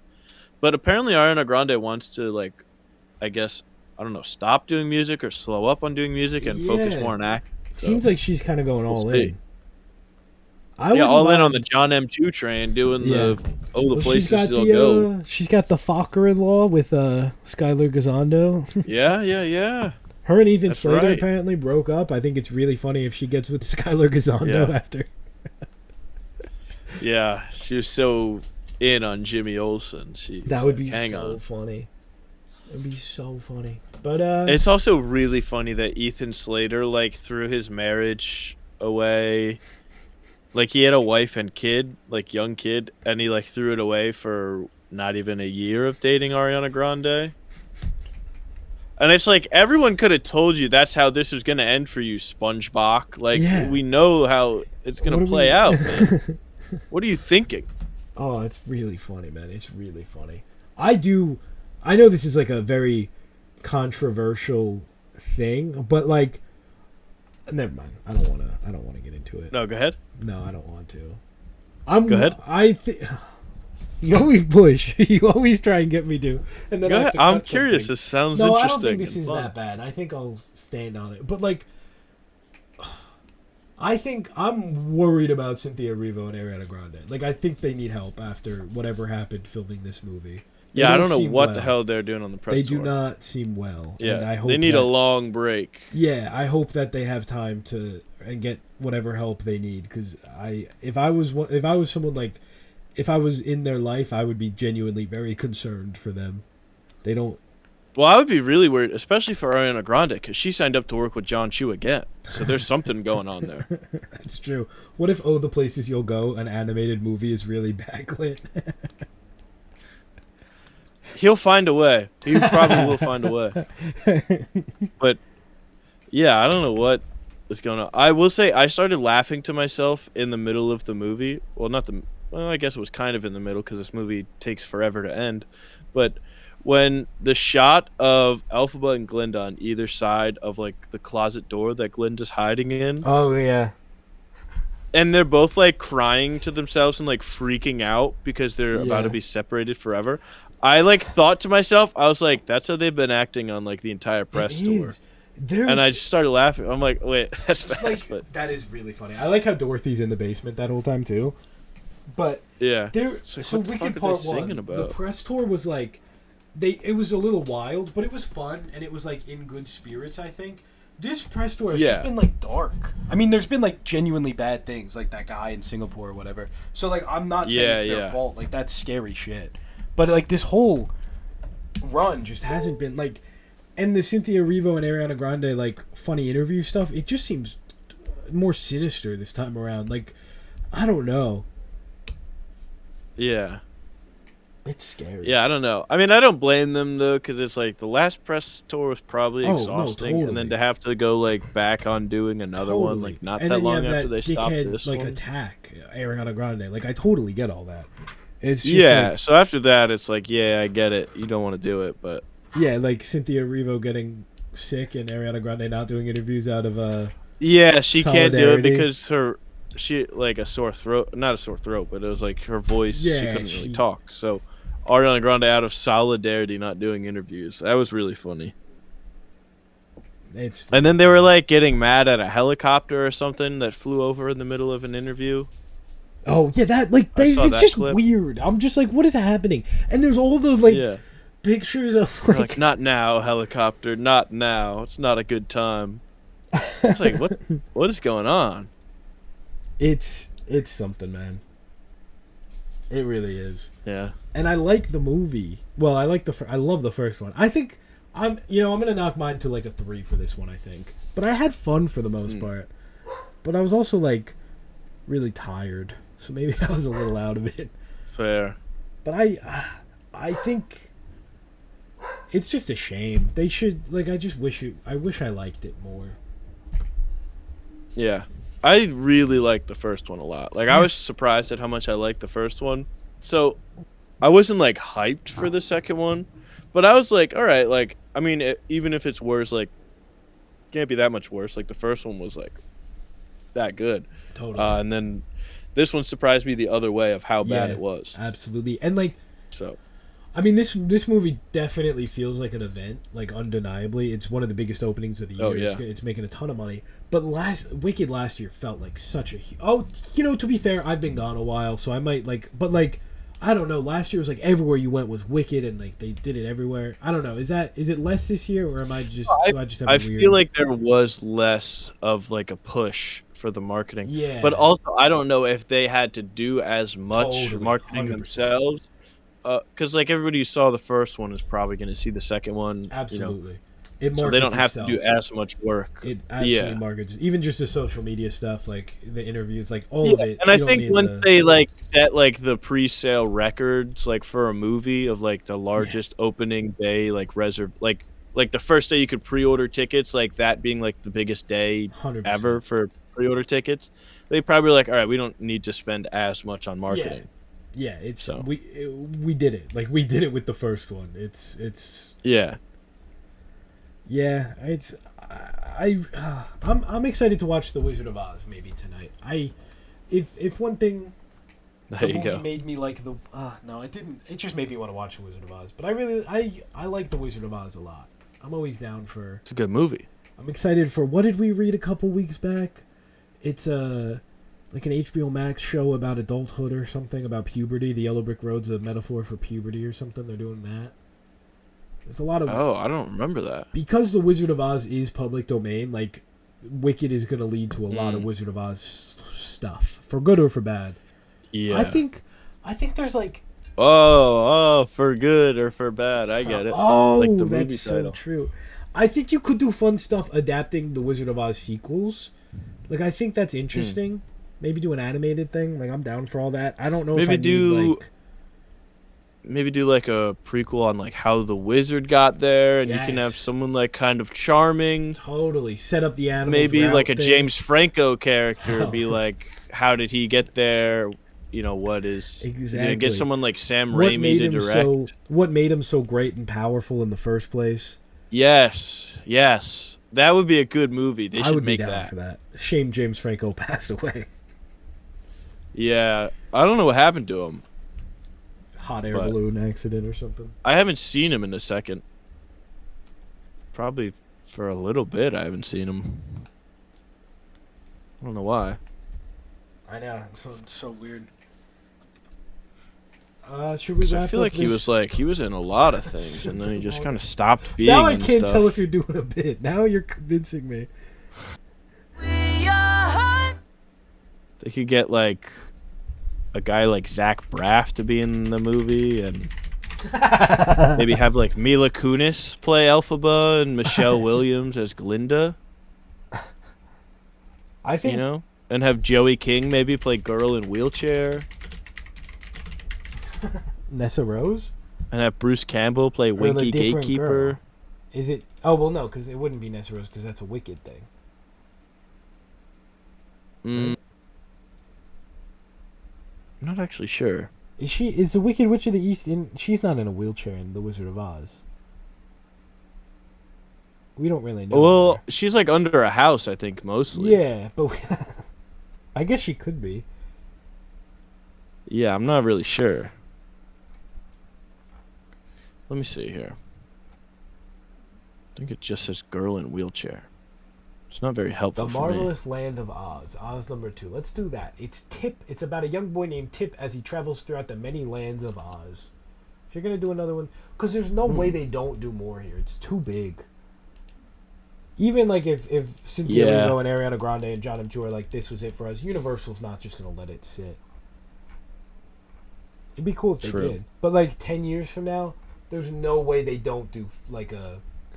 Oh, Ariana Grande and Cynthia Erivo are back, and now they're facing off against this together. You know, like they made up. Like it seems.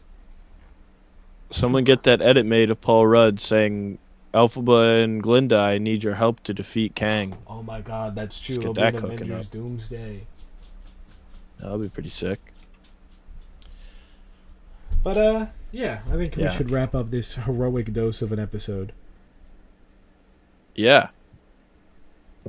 I guess just final words. John M. Chu is a criminal that should be arrested for how he made these movies look and how boring he made the second one.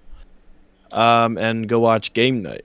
So there's the third mention there. Nice. Final messages. It's good to be back. Wicked could have been better. That's all I got. We'll be here next week for... Wicked for maybe better next time. Hopefully. Next week we got Stranger Things, Hamnet, Zootopia 2, Eternity. I don't even know what will be the main one, but I think we'll talk about a lot of stuff. Mm-hmm. I don't know if I'm going to get to Hamnet by next Monday.